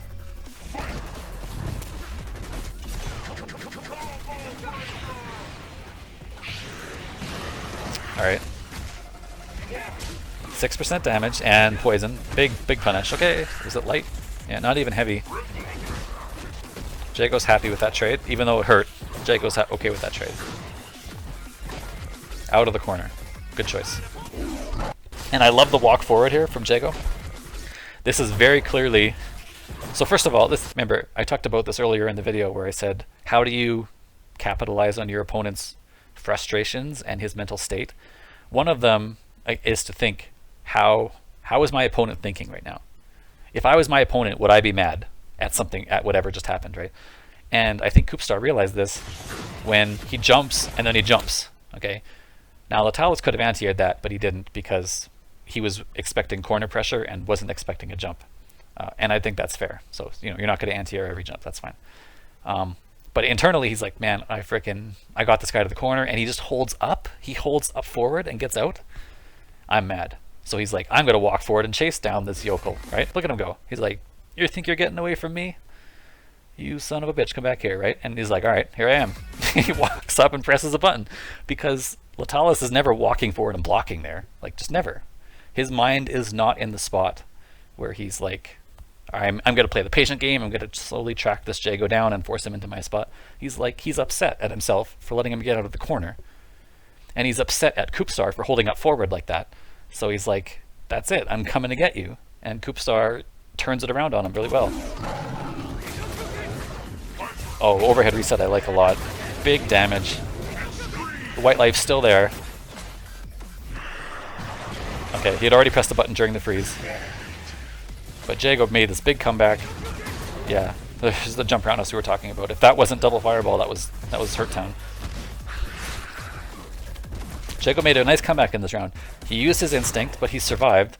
He took like, I don't know, 60% of Raam's life bar here, got back 30% or 25% of his life bar, and is now ready to build this much instinct for dying in this life bar. So he's in a great spot after that questionable start. Empty jump into scramble. And Letalis definitely not feeling the set play, huh? I definitely would set play after every light grab that isn't a corner one. Okay, can they take this corner? Yeah, and that's tough times. Once he's down to this poison is going to whittle him down to like literally 0 health. It can't kill you. The poison can't kill you in this game, but you will die from the next chip hit, which can be a normal cancel into special, and then your only option is shadow counter to get out of that. So this cancel was coming here. That was going to be a chip, and CoopStar flinched. That's okay. He built like 60% of his instinct. That's a safe jump. Can't do anything about that. Nice jump. He's gonna break. No, I would have counter broke. I would have got hit. I'll admit it.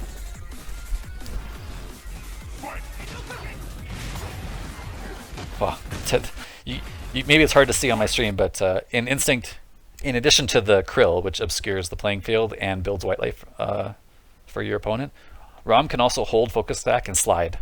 If you've played Hakon in Street Fighter 4, it's the same idea. So he can slide while oiled up and stuff like that. This is the same thing.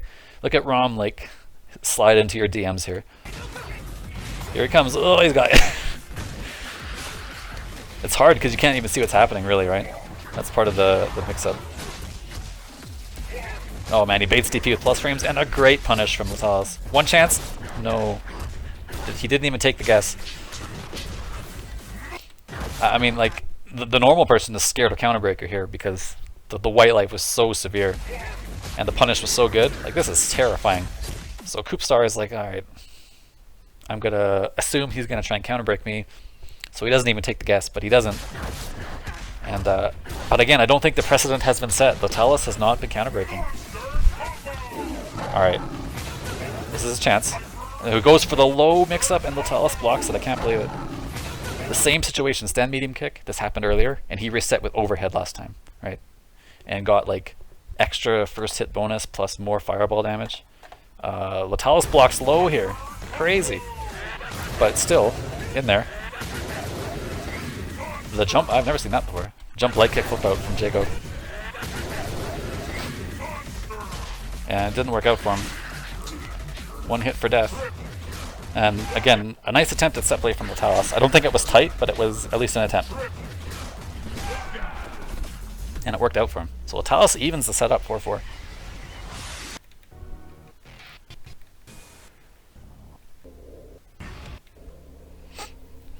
So nice comeback. After CoopStar played well at the start, Letalis showing me why I think this matchup is not bad for Raam. A bit of lag here.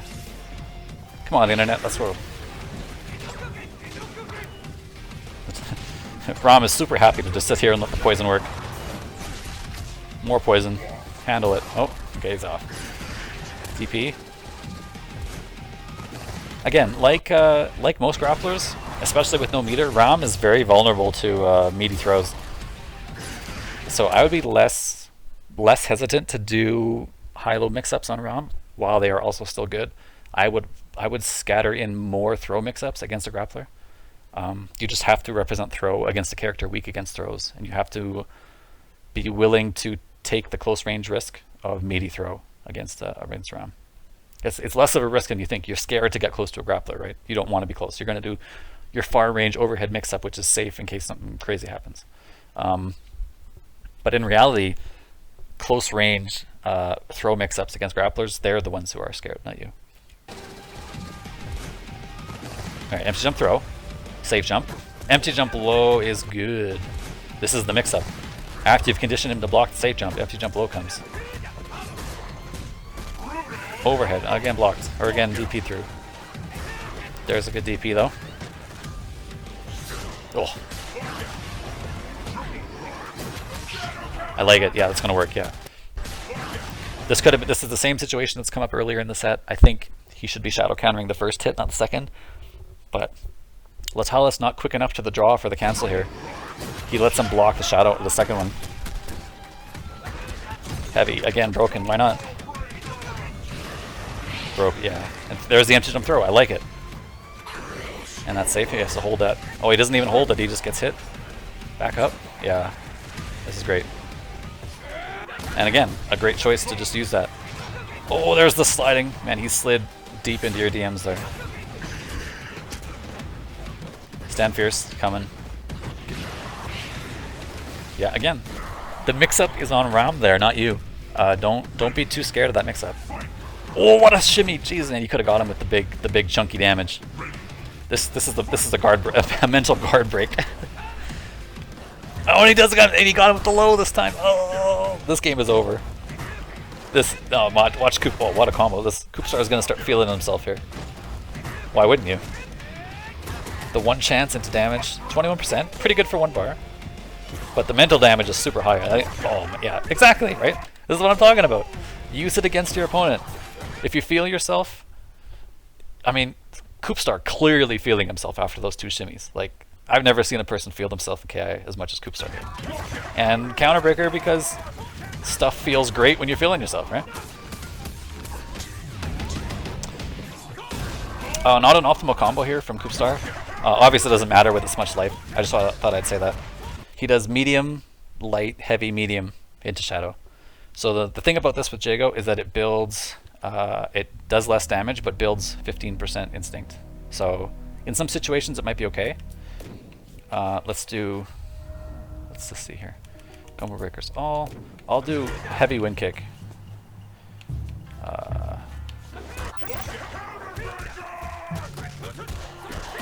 So what's this combo? That combo does 54. And the other one, the true optimal combo, is this one.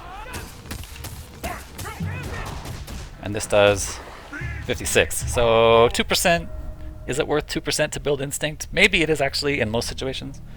In game ending combo situations, I would do the full maximum damage combo all the time. But I mean, okay, clearly with 30% life left, his combo choice could have been light auto doubles and it would have worked.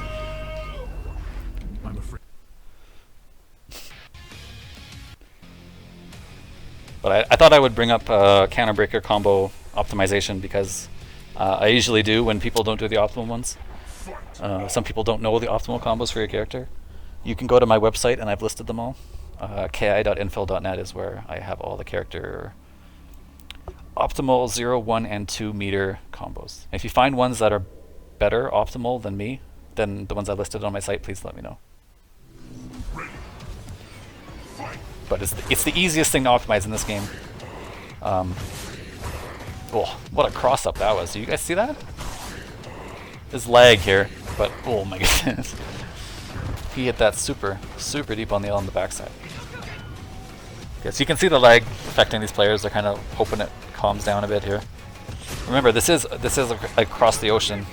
CoopStar is in Europe, and Letalis is on the East Coast. Alright, Letalis really happy to keep the opponent in the corner with normals.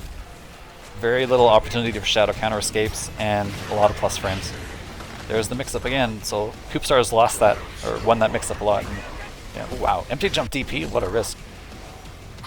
Maybe he messed up his setup here. Maybe the instinct freeze did something with his inputs. Back up, yeah, get out of there. Yeah. Okay. Wow, he tried to get out of there, and he's gonna find himself in round 2 real quick here. This is it's quite the turnaround, wasn't it? DP? Oh, maybe he tried. Plus? Okay. The DP again. Jago's okay with that. That's not gonna work. He reversaled. I'm not sure what this was trying to beat. Maybe it was trying to beat that into stab, into krill cancel. Maybe he just did it because he thought it was coming. But that's quite reactable, so I'm not sure what this was. This definitely isn't the punish. I think that move is like, Stand Fierce is like +1 or something. Wow, what a jump. Unable to punish the throw. Wow, nice guess. DP, man. I feel like CoopStar had DPs unlocked for a couple games there, and then now it's back to the start of the set. Okay. Again, got him a shadow? No. I would maybe shadow something here, right?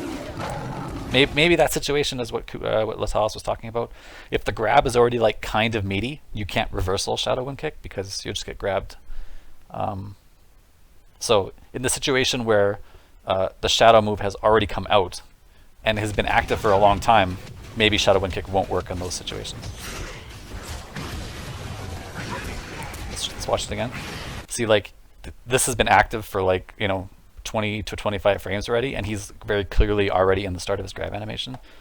So what I would do in this situation rather than jump is backdash shadow wind kick.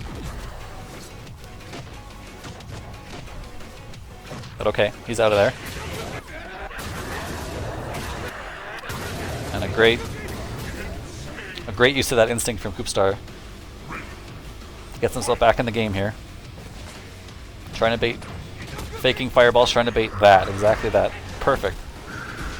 So Jago definitely recovers in time, and he runs out of armor, does Raam, when he gets close to you. So there's like 7 or 8 frames between when he runs out of armor and when he tries to grab you. So Jago can DP is what I'm trying to say.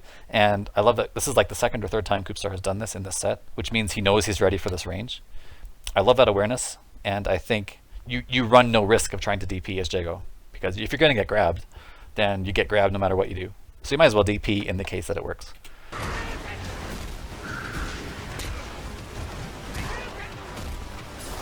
Overhead confirm is good. No break on the...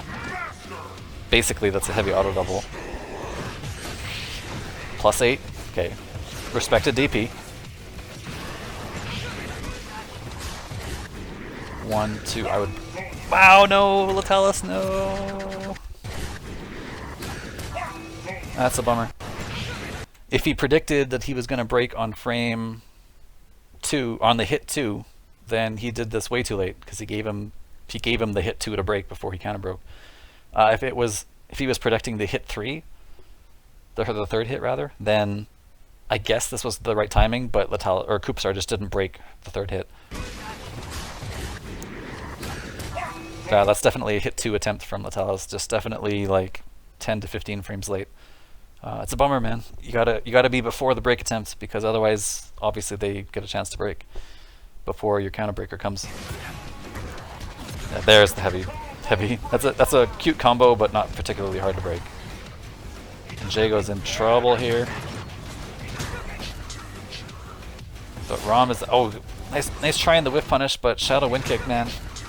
Shadow wind kick may be the best whiff punisher in the game. You don't want to pick a heavy normal that's like okay range but not godlike range and very slow. Shadow wind kick is the option there. All right, but it works out for him. How did he get the hit here? He just held up and okay, beat a jump normal. Yeah, man. If you do like, let's see what we can do here. I'm gonna do. Let's see how reasonable this is. I'm gonna hold up, press fierce, then block. That's pretty fast recovery. This might not be all that reasonable. Yeah, it's pretty tough.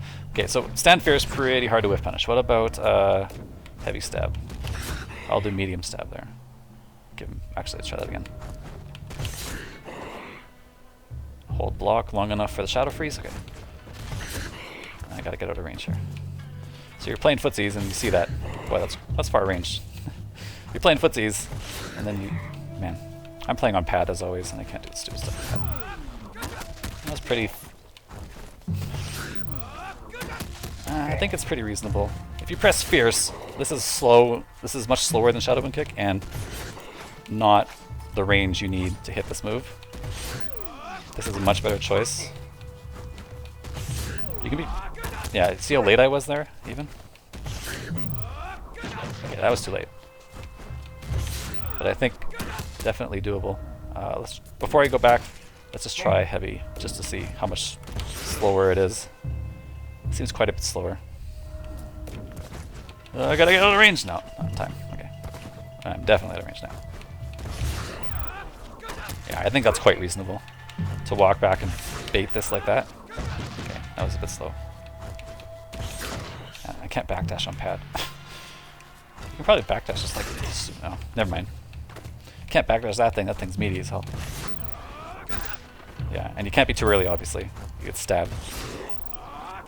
But I think that's not entirely unreasonable.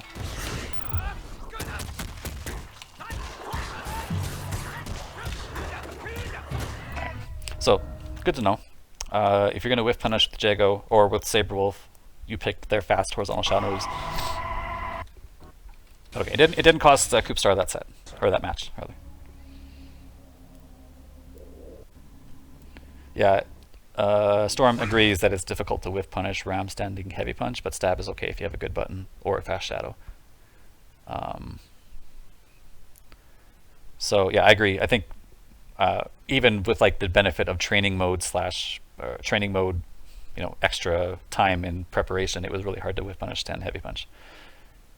That's one of those things you have to whiff punish on preemptively, like sort of like a Karen stand heavy kick or something like that from Street Fighter V. You don't see it and then you do it. You kind of like expect it to happen, and then you've like already committed in your head to do it as soon as you see the character flinch. But in Street Fighter V, you can try to whiff punish with a low risk move like a medium kick or something. Shadow Wind Kick, not particularly a low risk attempt, so you kind of have to pick your spots really well with that move. Oh, come on, YouTube, don't crash on me again. I hate when that happens. You have to like fast forward or rewind the video in order to get it to unfreeze itself. Alright.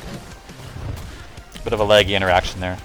Hopefully it catches back up to each other. The players do the right thing and back away.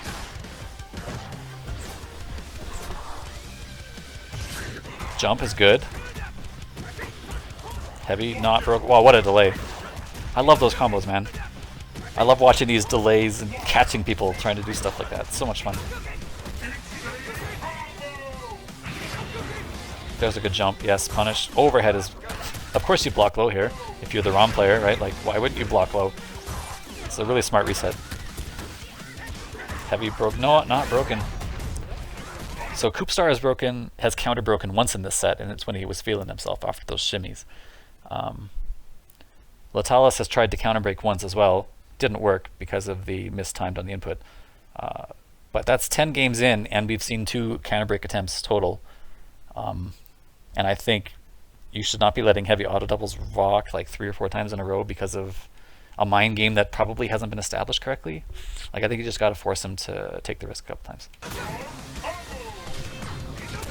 Alright. Walk into those fireballs. CoopStar's got this game well in hand. Oh, he tried the shimmy again. This looks awfully familiar, doesn't it? It was a round starter too last time. Yeah, and I like the grab. Letalis has had enough. And as when you die with your first life bar, and you have instinct, your goal should be to spend instinct as fast as you can on your second life bar. Remember, your goal in Killer Instinct is to get 2 instincts per match. If you only get 1, or only are able to use 1, it's like you give up a lot of damage, right? So the Letalis' best chance to get a second instinct is to pop it as soon as he can, and then hopefully he can find a way to kill this life bar while he's at it. But he wants to make sure that he survives to about 70% life. Like, he only loses 30% of his life bar here while this is going, so he has a chance to build another one.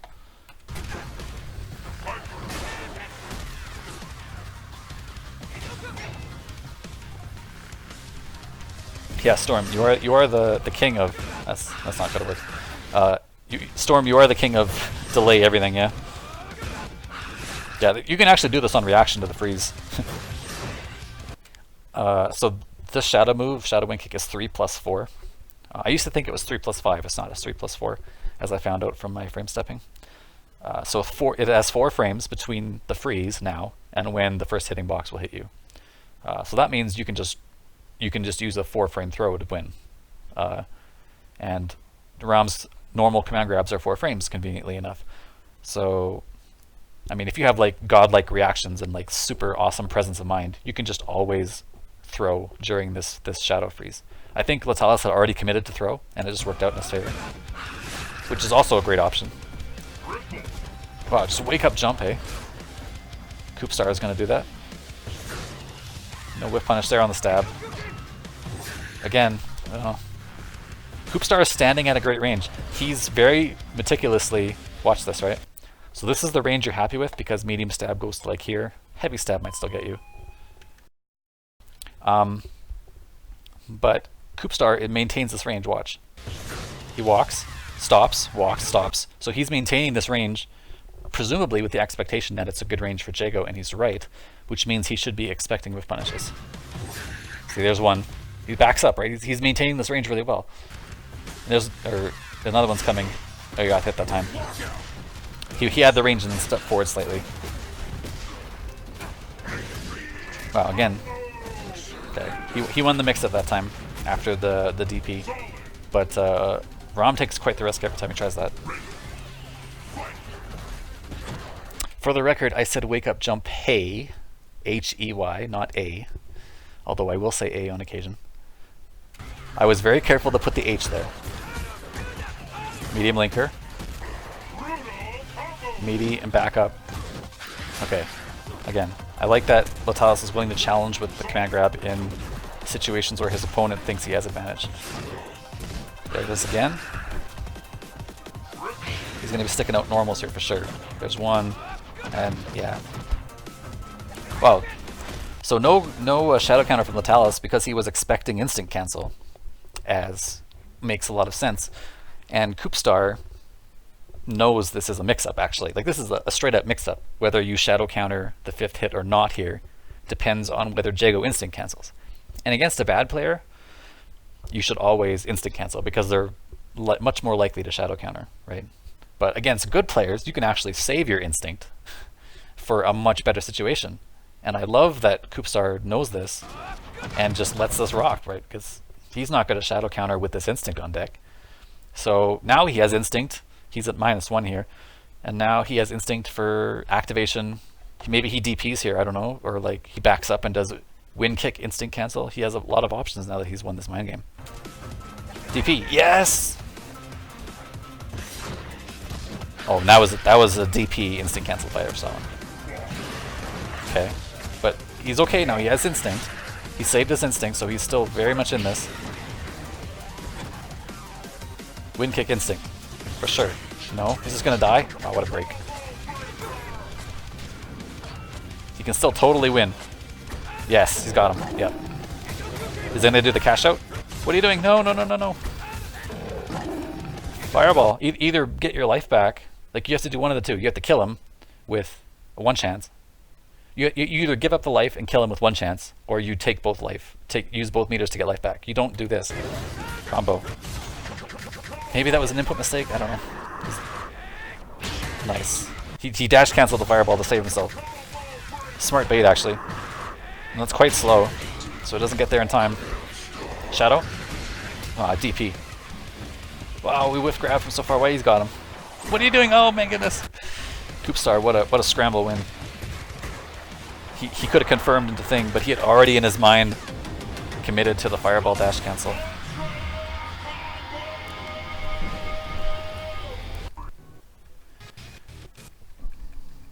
So CoopStar, oh, we have a change of character. Aganos.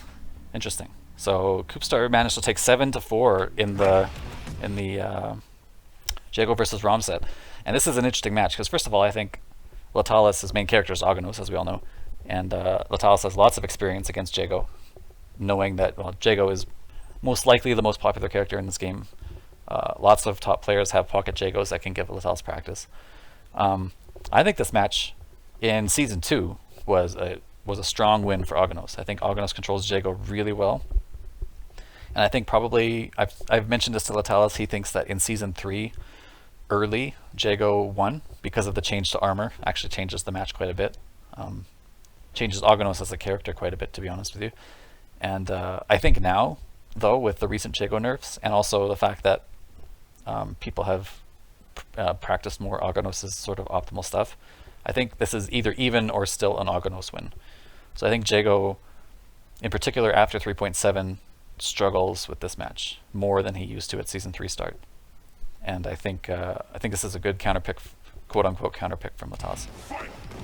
So let's see how CoopStar handles this. The first challenge is how do you get these chunks off of him.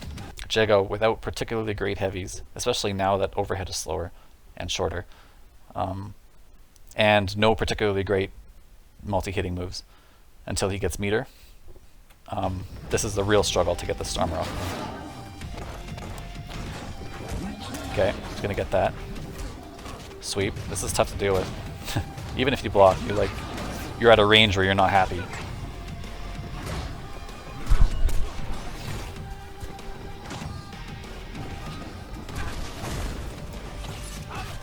Okay, see there we go.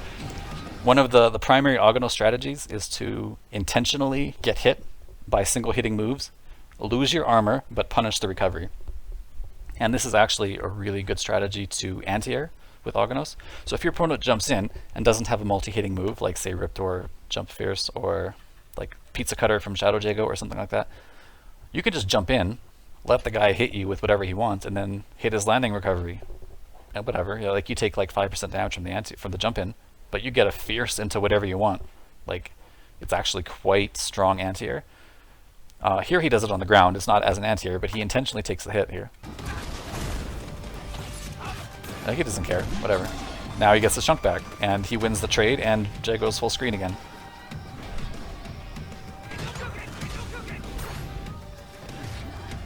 So Jago, okay. And this just Jump Fierce from Aganos and the Jump Roundhouse, both of these are super plus. They're maybe the beefiest jump ins in the game actually, as far as plus frames go. So Jago has Aganos cornered. Oh, that was a good try. That was a whiff punish attempt, for sure. You can whiff punish this. Look at the range he's at. You can whiff punish this with a low crush move, like for example, Wind Kick or Shadow Wind Kick.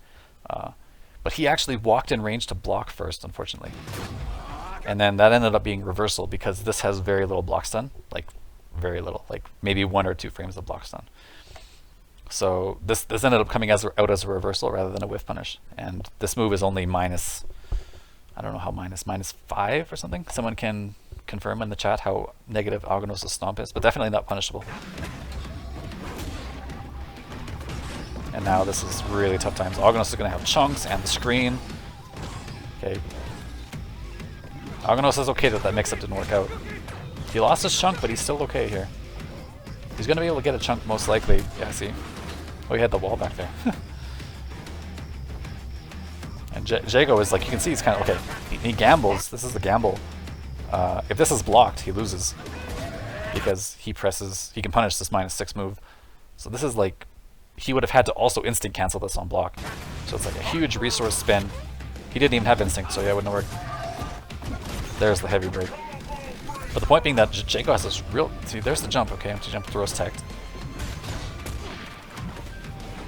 Wow, low crush. This is a new thing for Aganos as because of a couple patches ago.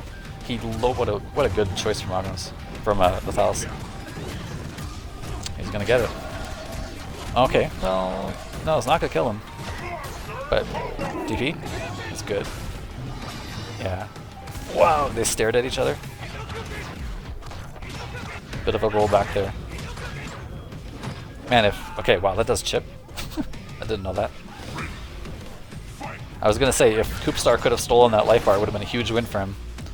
But now he lost his instinct, and this is looking real hard. Yeah. 2 chunks, a club, and a wall behind you. He could very easily lose his entire life bar here. No shadow meter to even guess with Shadow Wind Kick. He has to try and, yeah, I would throw more, well, it's so risky to throw fireballs, right? Because he's just going to shadow punch you.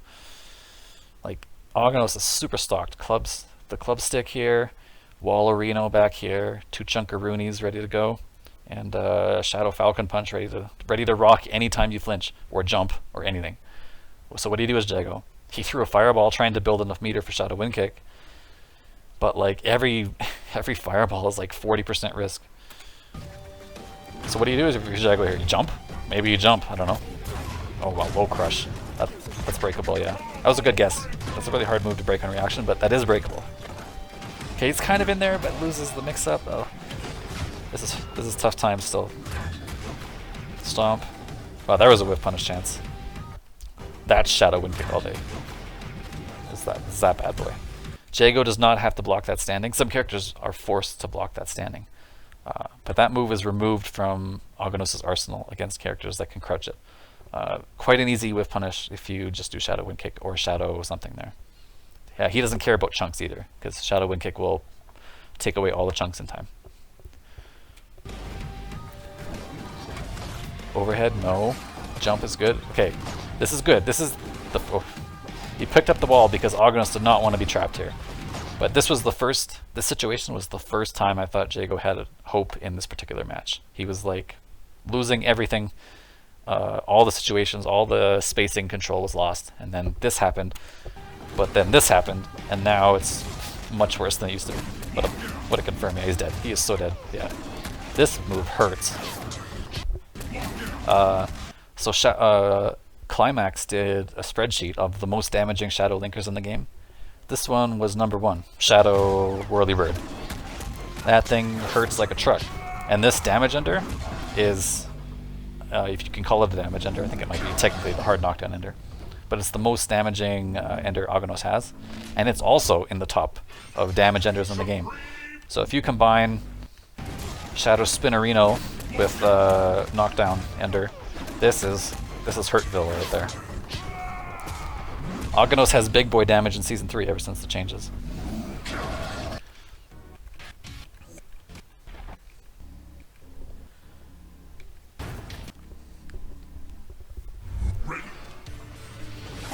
Sweep, okay.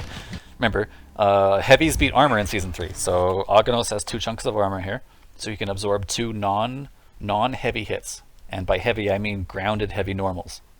So if you're on the ground and you press a heavy button that isn't a special move, it counts. So he walks up to him and sweeps him. Because he's like, that goes through your armor, and it's by only low attack that's a heavy, so I'll take the risk. Because I have to make it really strong. I have to make sure I use this this range to my advantage while I have it. Aganos is going to push me out. Okay, there's a jump, alright. Wow, this back throw was super killer. You know in Street Fighter, when you get when you finally corner Guile, and you're like, I spent 65 seconds chasing you across the screen. I took like 50% life from all your stupid sonic booms and back fists and crouch fierce anti-airs, and now I got you in the corner and I am going to kill you. And then the guy just holds up forward and like does cross up light kick and now has the whole screen again. And you're like, well, that sucks. Every time this happens where I see like a character corner a bad defensive character, like he's happy, right? He took some damage, he took one of his chunks off, and he was going to apply some pressure and maybe win, I don't know, 30 to 40% of Aganos' life bar. And then he wakes up throw, and this whole thing is reversed. Now he has the whole screen, a chunk, and he's ready to roll. Right? Ready to roll. Ready to rock and roll. Wow, low crush wake up. Letalis, either you're a genius or you're a madman. I'm not sure which one. Yeah, that was a drop. For sure he meant to do this double stomp. Man. Don't move. That's plus. Okay, good confirm. That's a good start. Gets himself away from the wall. Heavy auto double not broken. Cash it out, yes. So Letalis again hesitant to break those heavy auto doubles.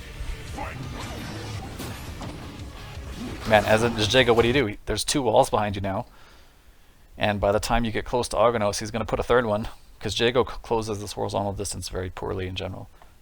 So he's going to walk to here, or jump to here. And then Aganos is going to put, Berlin wall behind him, number 3. And he's going to send him through if he makes any mistake for the rest of the match. Whoa. And you can see CoopStar is like, I don't know what to do. Wow, yeah, he tried to bait Falcon Punch here. Like he tried to bait it, and Aganos is just like, here. Let me show you what I can do about that. That into that. That's breakable, yeah, okay. It's an important break. He was gonna lose all the life. And he guesses and he's dead. But this could have been worse because he only had this much life to lose. If he was up to here, he would have still died, right? So he got Aganos to spend his walls. It hurt him, and it kills him before he could use Instinct. I mean, and as Jago, that's always a big loss, but if you're thinking about bright sides, I mean, the bright side is you only lost 46 instead of more.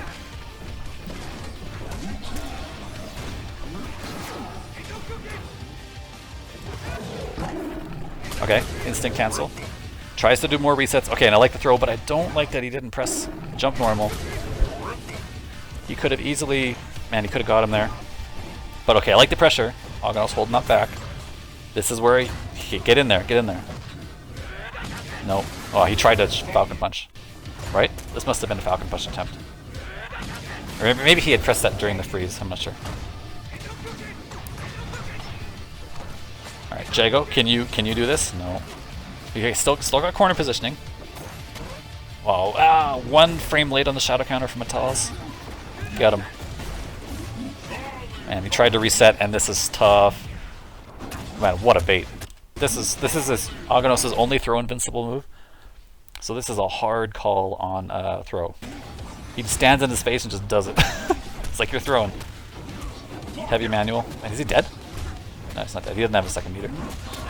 He could have killed him with a second meter though. That was 45%. Man, look at the damage on this. Look at the damage on this ender. Wait, where is it? Here. It was here, right? Here with a bit of white life. Watch the life bar go down. Don't.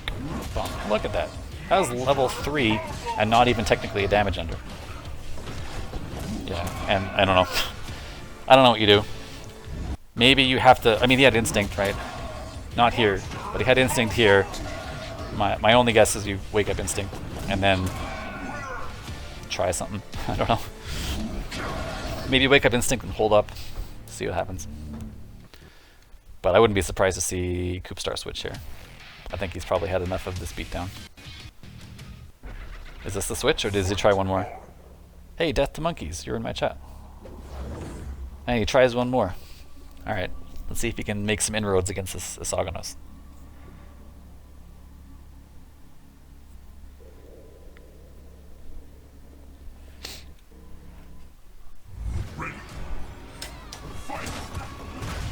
Okay. Man, 15% for that rock into sweep combo. Didn't even hit him with the... Only hit him with the shockwave of the stomp. Okay. 2 chunks. That's probably medium again. And this is like only the second counterbreaker we've seen from Letalis. And I don't think it's a bad idea here, especially since he doesn't get punished. If there's ever a reason to practice counterbreaker into Fierce as your punish, then against Aganos is a great way to do that, because this happens otherwise. If he presses Crouch Fierce there, it's not a problem. Or even just Throw, which is usually not the best counterbreaker punish. At least Throw beats armor. Nice tech. Oh, I got him, okay. The chunk's still there though. Wake up Throw for like the 5th time. That throw range is crazy. You have to like really respect it. But it does lose to neutral jumps, just like all throws. And while Aganos kind of has okay neutral jump game, like he can flick now. He used to not be able to do that early when he was released, right? And Shadow Roll is good. But I think you have to make him spend the bar on those things. Slash, you know, put it in your head, put it in his head so that he loses control of the ground game a little bit. Because this is just otherwise tough. Man, that full range slow. And now Jago can't make a mistake. There's the jump. That was the mistake, but it worked out kinda. It worked out kinda. The main advantage was that Aganos' instinct died, and man, he could have Shadow Wind kicked that. DP again. This thing happens. This is a Letalis thing that he likes to do. Something into rock and then jump. Earlier in the set, when CoopStar had Instinct, he popped Instinct and then DP'd it, right? But you don't need to pop Instinct to DP there. The frames are the same, and again, no Shadow Wind kick from CoopStar. So there are things that he's... And oh man, he could have totally died. That was like the riskiest thing I've ever seen in my life. And I'm really surprised Aganos didn't just, you know, give him the old Berlin Wall treatment, but instead just blocks and walks away. Man, is he... Okay, now that Letalis has committed to putting walls behind Jago, is this a second or third wall? It's at least a second. I would be super happy as Jago if I were to be punched through these walls now, because this is not much life to lose that you're probably going to lose to stomps and other things. And if he spends both his walls just to kill you, like, please do that. So I would be throwing fireballs galore here if I was Jago. Build this meter up to max, or force him to kill you by wasting a bar and his walls. So just throw fireballs. Yes, and he's doing it. Yes, more. Yeah. I like this a lot. I think he sees the same thing I see. Okay, yeah, keep doing it. And he took the life bar. Smart. Letalis knew that he didn't want to waste his walls. Keep doing it. How much can you get? Oh. And he even got a chunk for that, huh? Alright. Now it's danger time. Okay, that's a good throw, though. This is not... I'm pretty sure back throw into chunk is not safe against Jago. Is Shadow Winkable? Let me try it. This is an important knowledge thing in a matchup, so I want to know for sure. Let me just see here. Jago.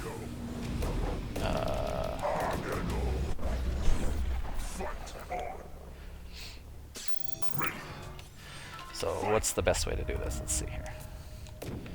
Let's get rid of those, and then let's try back throw into chunk, into block, and then throw the chunk away. Okay, that should work.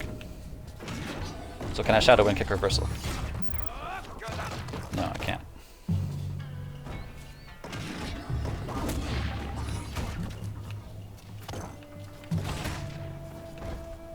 Did I just mess it up? No, that's not gonna work. Okay, that's a bummer. Never mind. So it was a good thing they didn't do it. Nice confirm. I would get rid of these walls as fast as possible. So let's rewind here a bit and watch. So that was smart. Okay, there's one hit off all the walls. There's another one. And before he could switch sides, I would make sure. Okay, get him for sure. One chance into something. Yes, get him. There, all the walls are dead. And that's reaction punish to the throw. No combo break from CoopStar.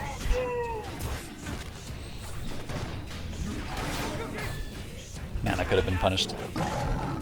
Yeah, he has to spend instinct just to get in, and Aganos holds up and gets away. Man, he can't flinch at all. Oh, that's it. He's dead. Don't flinch, man. Oh no. Man, this is hard. He played that quite well overall. He made one mistake here for a lot of life. He was kind of in it. He had mostly evened out the life bars, but you can tell he had no idea how to get close to Aganos without putting himself at massive risk. Maybe jumping more is the answer, but like I say, Aganos has answers to that too if you're on points. So CoopStar gave up 3 of those games to get Letalis back to tie game. And so now it's 7-7, and I wouldn't be surprised if CoopStar's had enough now.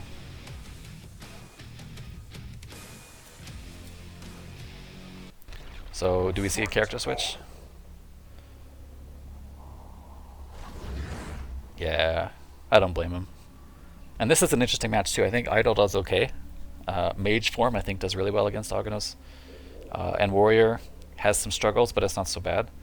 So I think this is a good choice. And I always like to see Eyedol play. I think he's a sleeper high tier character.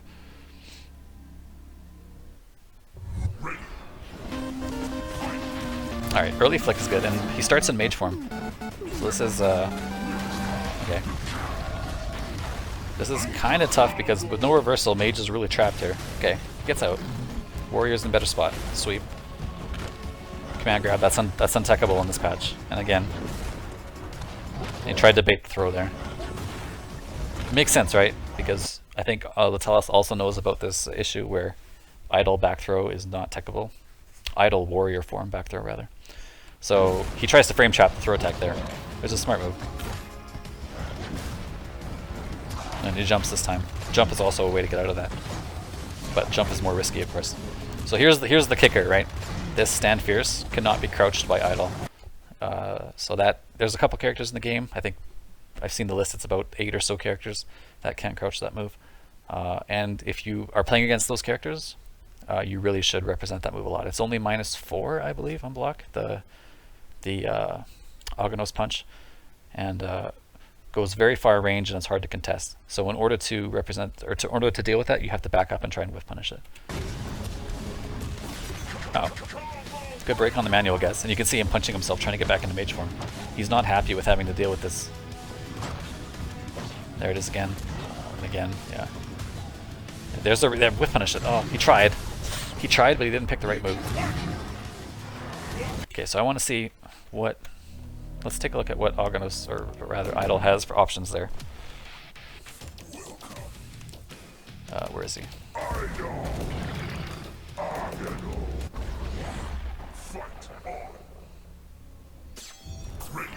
Alright. And a starting warrior stance, even better. Okay, let's do this. And then, not counting walls, or not counting chunks, let's just see what happens if we do this, and do that, and then block. Okay. So what can I do? So my first thought is running punch, right? There must be a way this works. Okay, so that's, can't block it. Can I stand out of range and then... Aha! So you need a good whiff punishing ability. Oh, he's got chunks. I gotta get rid of these chunks. Stop blocking. Sorry, let me just get rid of this chunk. Dang it. Okay, stand there. There we go. Every time you do start select to refresh the thing, it puts the chunks back. This didn't used to happen. There was like an addition in season 3, like patch 3.2 or something, where they fixed the training mode behavior. It's so annoying. Anyway. Okay. So there is a space where you can do that, but it's actually pretty tight, and you have to be really fast on the whiff punish. Yeah, see, can't get hit. You have to find this range. Yeah, it's really tight, but there is a space, so it is possible. It's more a timing. It's more a timing thing, it seems. You have to press the button quite early. Oh, even from back there, hey? So I was just late. Okay, good to know. What about shadow thing? Oh, right on. That works too. I bet you can do this quite a bit later too. Oops. Let's try this later.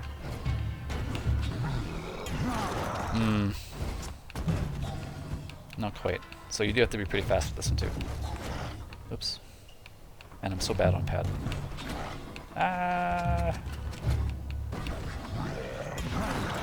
Wow. Okay, yeah, so... Okay, so that works. And I bet you that works regardless of chunks too. Let's give him 2 chunks again. This work? Don't. Yeah, it works. So this is a good option. Wow, even from back there. So it's really not a spacing thing. It's a timing thing. And of course, with mage form you don't care. Mage form you just do shadow bolt no matter what. Like you just don't care. You just no problem. Chunks don't matter there either. Okay, so yeah, spacing is less of a concern, and it's more of a timing thing to catch the outstretched fist. If you can catch the fist, then the rest will work. Okay, so I don't know what happened there. Let's rewind. Okay, so you tried to punish the thing and he got dunked. And that's... It says 1, but that doesn't matter. And then he had already locked out.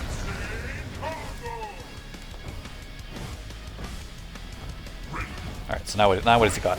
Runs up and is like, alright, I got this advantage on lock here. This is risky though, he gets shadow countered if he's wrong. I guess he has instinct. Oh. Yeah, and knowing that Letalis really prefers this move in this matchup, I would either force the mage switch like this, or I would really be ready for... Wow, he forced Letalis to do that, huh? So he took 1 chunk with the thing, and then Letalis was just ready to get in there. Yeah, he's dead. Alright, full screen mage is alright. Wow, what a punish. This is a hard read on not on reaction, but on anticipation. Is he dead? Okay, he takes the chunks.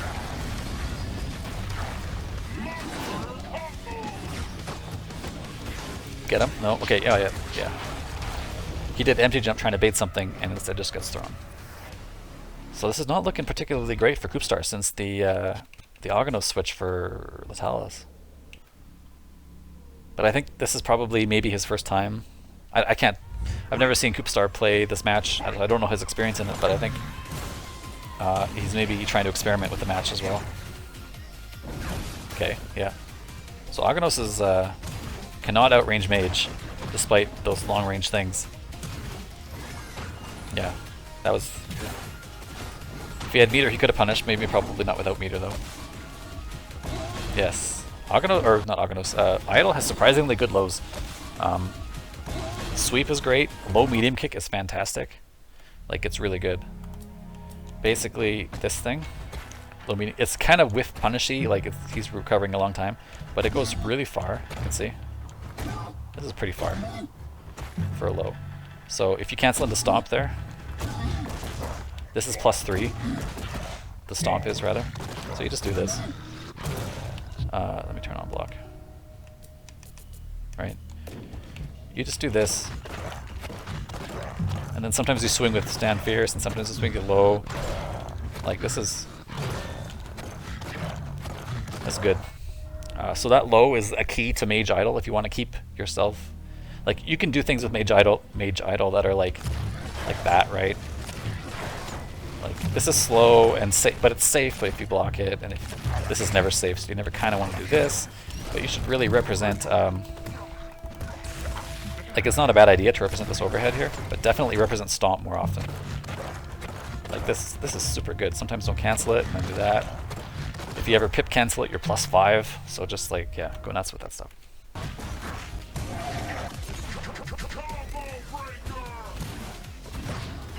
Got him. No, it's not gonna work. Yeah, that's not unsafe.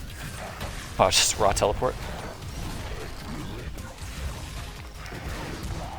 Man, okay, both players kind of punished big time.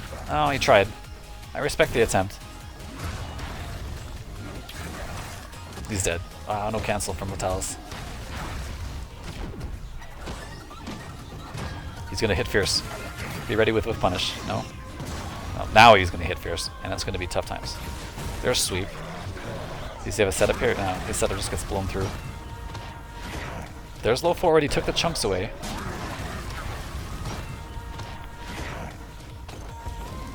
Yeah, he's in there now. Don't give up pressure. Yeah, for sure don't give up pressure. Yeah, perfect. He's dead. That was good by a CoopStar. He's turned this around and he got to save his instinct. I would pop it immediately. Yes, exactly. Yeah, and if you're Aganos with no chunks, he guesses and he's wrong. Big time punish. Oh. Oh, you have to break this. Oh no. Man, this is hurt. 69%. Okay, oh, he's super happy with that. He forced Aganos to pop his instinct, waste half of it. I mean, this is fine. This should be his game. Yes. Overhead run cancel is plus on block. Definitely, and on a combo one hit. So it's like very risk-free way to get in. I would really love to see Eyedol players use this more often. This is plus right there. Yeah, you correctly guessed throw. Medium, no. Light, okay. It's a guess break, but it was good. Sweep's doing wonders for him. And again, sweep, not punished, because it must not be punishable. I think it must be like -5. Most sweeps in this game are in the -3 to -6 range. So pretty much unpunishable. Oh wow, with punish. And that's... I think that was breakable, but he died before it got his break chance. Alright, so good from CoopStar there. You can see him make a bit of adjustments with how often he used sweep, and he got in there and took the chunks off and then sort of stayed in.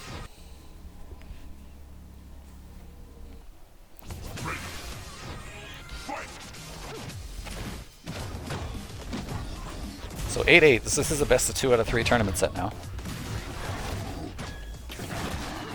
What happened there? CoopStar wanted out of the corner, so he used teleport, and like, wow. Letalis did a natural disaster going the other way and then turned around. And I like the counter breaker again.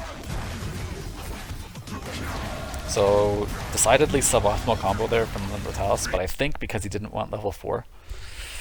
Because of the chunk situation, but even then, you know, I think you take the damage, but okay. Puts a wall, oh my goodness. Man, is he in mage form right now? Is he? He is, oh my goodness, he's in such trouble. Yeah, that's +4 or 3 or something. He just, mage form has, yeah, he's just guessing, he has no idea what to do. He has to, he's gonna have to pop instinct, he has to. No, this is your chance to get out of mage form, you have to pop instinct. Okay. He's trying to fight out of the way here, but I think this is a losing game for him. Okay, got the wall. Okay, the wall dead, yeah. Wow, he stuffed Shadow something. Must have been... Did he stuff Shadow Throw? Yeah, it must have been Shadow Whirlybird. Tries to bait Throw again. Okay, good. Wow, he turned this around real good. But, yeah. Went a little bit too hard there, but, you know, not an overall loss. Yeah, and he stuffed, I think that was Shadow Wall. Build those pips. Yes, and that's really, really hard to deal with. I think it's especially hard on Aganos. So in Instinct, if... nice freeze frame. Look at these two guys. In Instinct, if he does DP, the meteor comes down right after, right? So you can punish that, but you have to be super on point, and you have to be ready with a shadow move. I bet you it's especially hard as Aganos because his big body gets hit by the meteor earlier. So I don't know, I think this is a strong option for sure. It's the DP here, and force that. He has to block overhead and then your plus, or he has to be like on point with shadow move there. Yeah, again it happened. No combo conversion though. Oh, there's the Fierce. You can tell Aganos' idea here, or Letalis' idea, is to press Fierce, like as his way to get in. He really prefers Fierce against characters that can't crouch it. So you can use Warrior's superior ground game, or sorry, superior walk speed, to sort of try to keep that range a bit outside of Fierce. Don't let him walk in and just press Fierce like that. You make him build a wall, but see, you're not, it's not the end of the world. Yeah, there you go. Didn't work out, but it's okay. Punish? Shadow? Oh. I think Shadow Bolt might have worked there, but maybe not. So Eyedol's not... Yeah, see, there you go. Eyedol's in an okay spot. That was an unfortunate switch for him, though. Yeah, he doesn't want to be in this body. Oh. Punish. Shadow... Yes. Now, yes, with no meter. Or sorry, no chunks. This is, yes, there we go. He's in the corner too. You can take this round.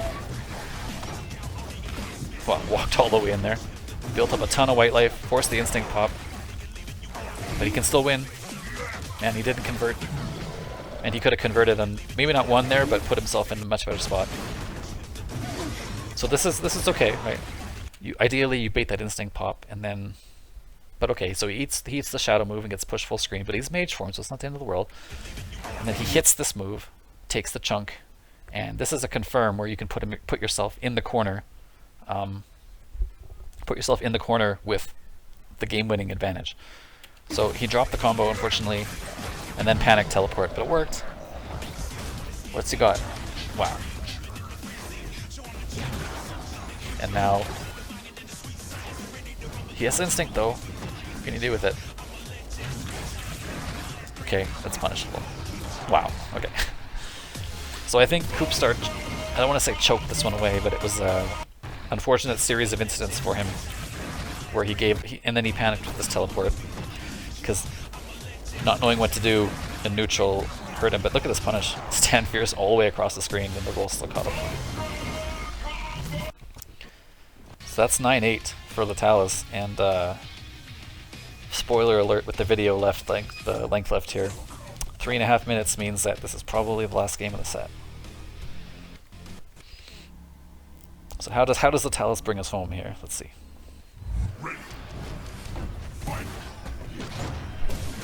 Okay, great. Now watch for Stand Fierce. It's coming. Or that. Not the punish we were looking for, though. Important break from... Wow, just he does not want to give up his advantage. Doesn't care about being broken. Chunk, you're +4 here. Yeah, take the advantage. That was a really nice shadow counter from Letalis, though. He guessed early. No shadow meter spend. Instead, he takes 2 chunks. Put a wall up. Yep. Wow, he still couldn't punish. This is tough, though. No shadow counter. Wow. How did that happen? He was so ready for this shadow counter that he shadow countered. He tried to catch that hit, but was like 1 frame late. And then the window was so big that the shadow counter whiffed before the 3rd hit. There must be only like a couple frames where that's possible. That's unfortunate for Letalis.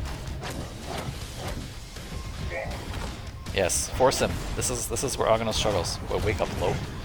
Low crush. Oh, get him. Shadow. Wait, didn't have shadow. Sorry, I'm looking at the wrong meter. And this is, again, this is not the form you want to be in against a clubbed Aganos. But I like that he's not panicking too much here. He doesn't want to give away damage.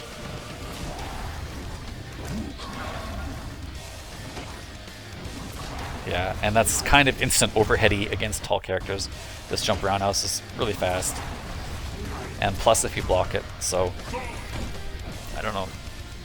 You're not looking to swing there if you're Aganos, or if you're Eyedol, because you're scared of the wall, so he kind of gets a bit more leeway to do that stuff. No, there's an answer though, jump. But he's still in the corner, and he is, yeah, you can tell he was going to instinct cancel this, because he's like, I'm in mage form, and if I can put him in block stun, then at least I might get out. But I think you have no choice but to just manually use instinct. You can't. It's a great answer from Letalis though. He was very ready for it. Now what's he got? Get in there, yeah. Wow, no, you can't do that. But no punish. This was definitely a shadow counter attempt. That's why the mediums come out there. Yeah, interesting. I'm really surprised why that doesn't work. You can't hold that, right? Interesting. I'm gonna just quickly take a look at this. Sorry, guys. Just find this interesting. I have to switch though. I have to be controlling the big guy.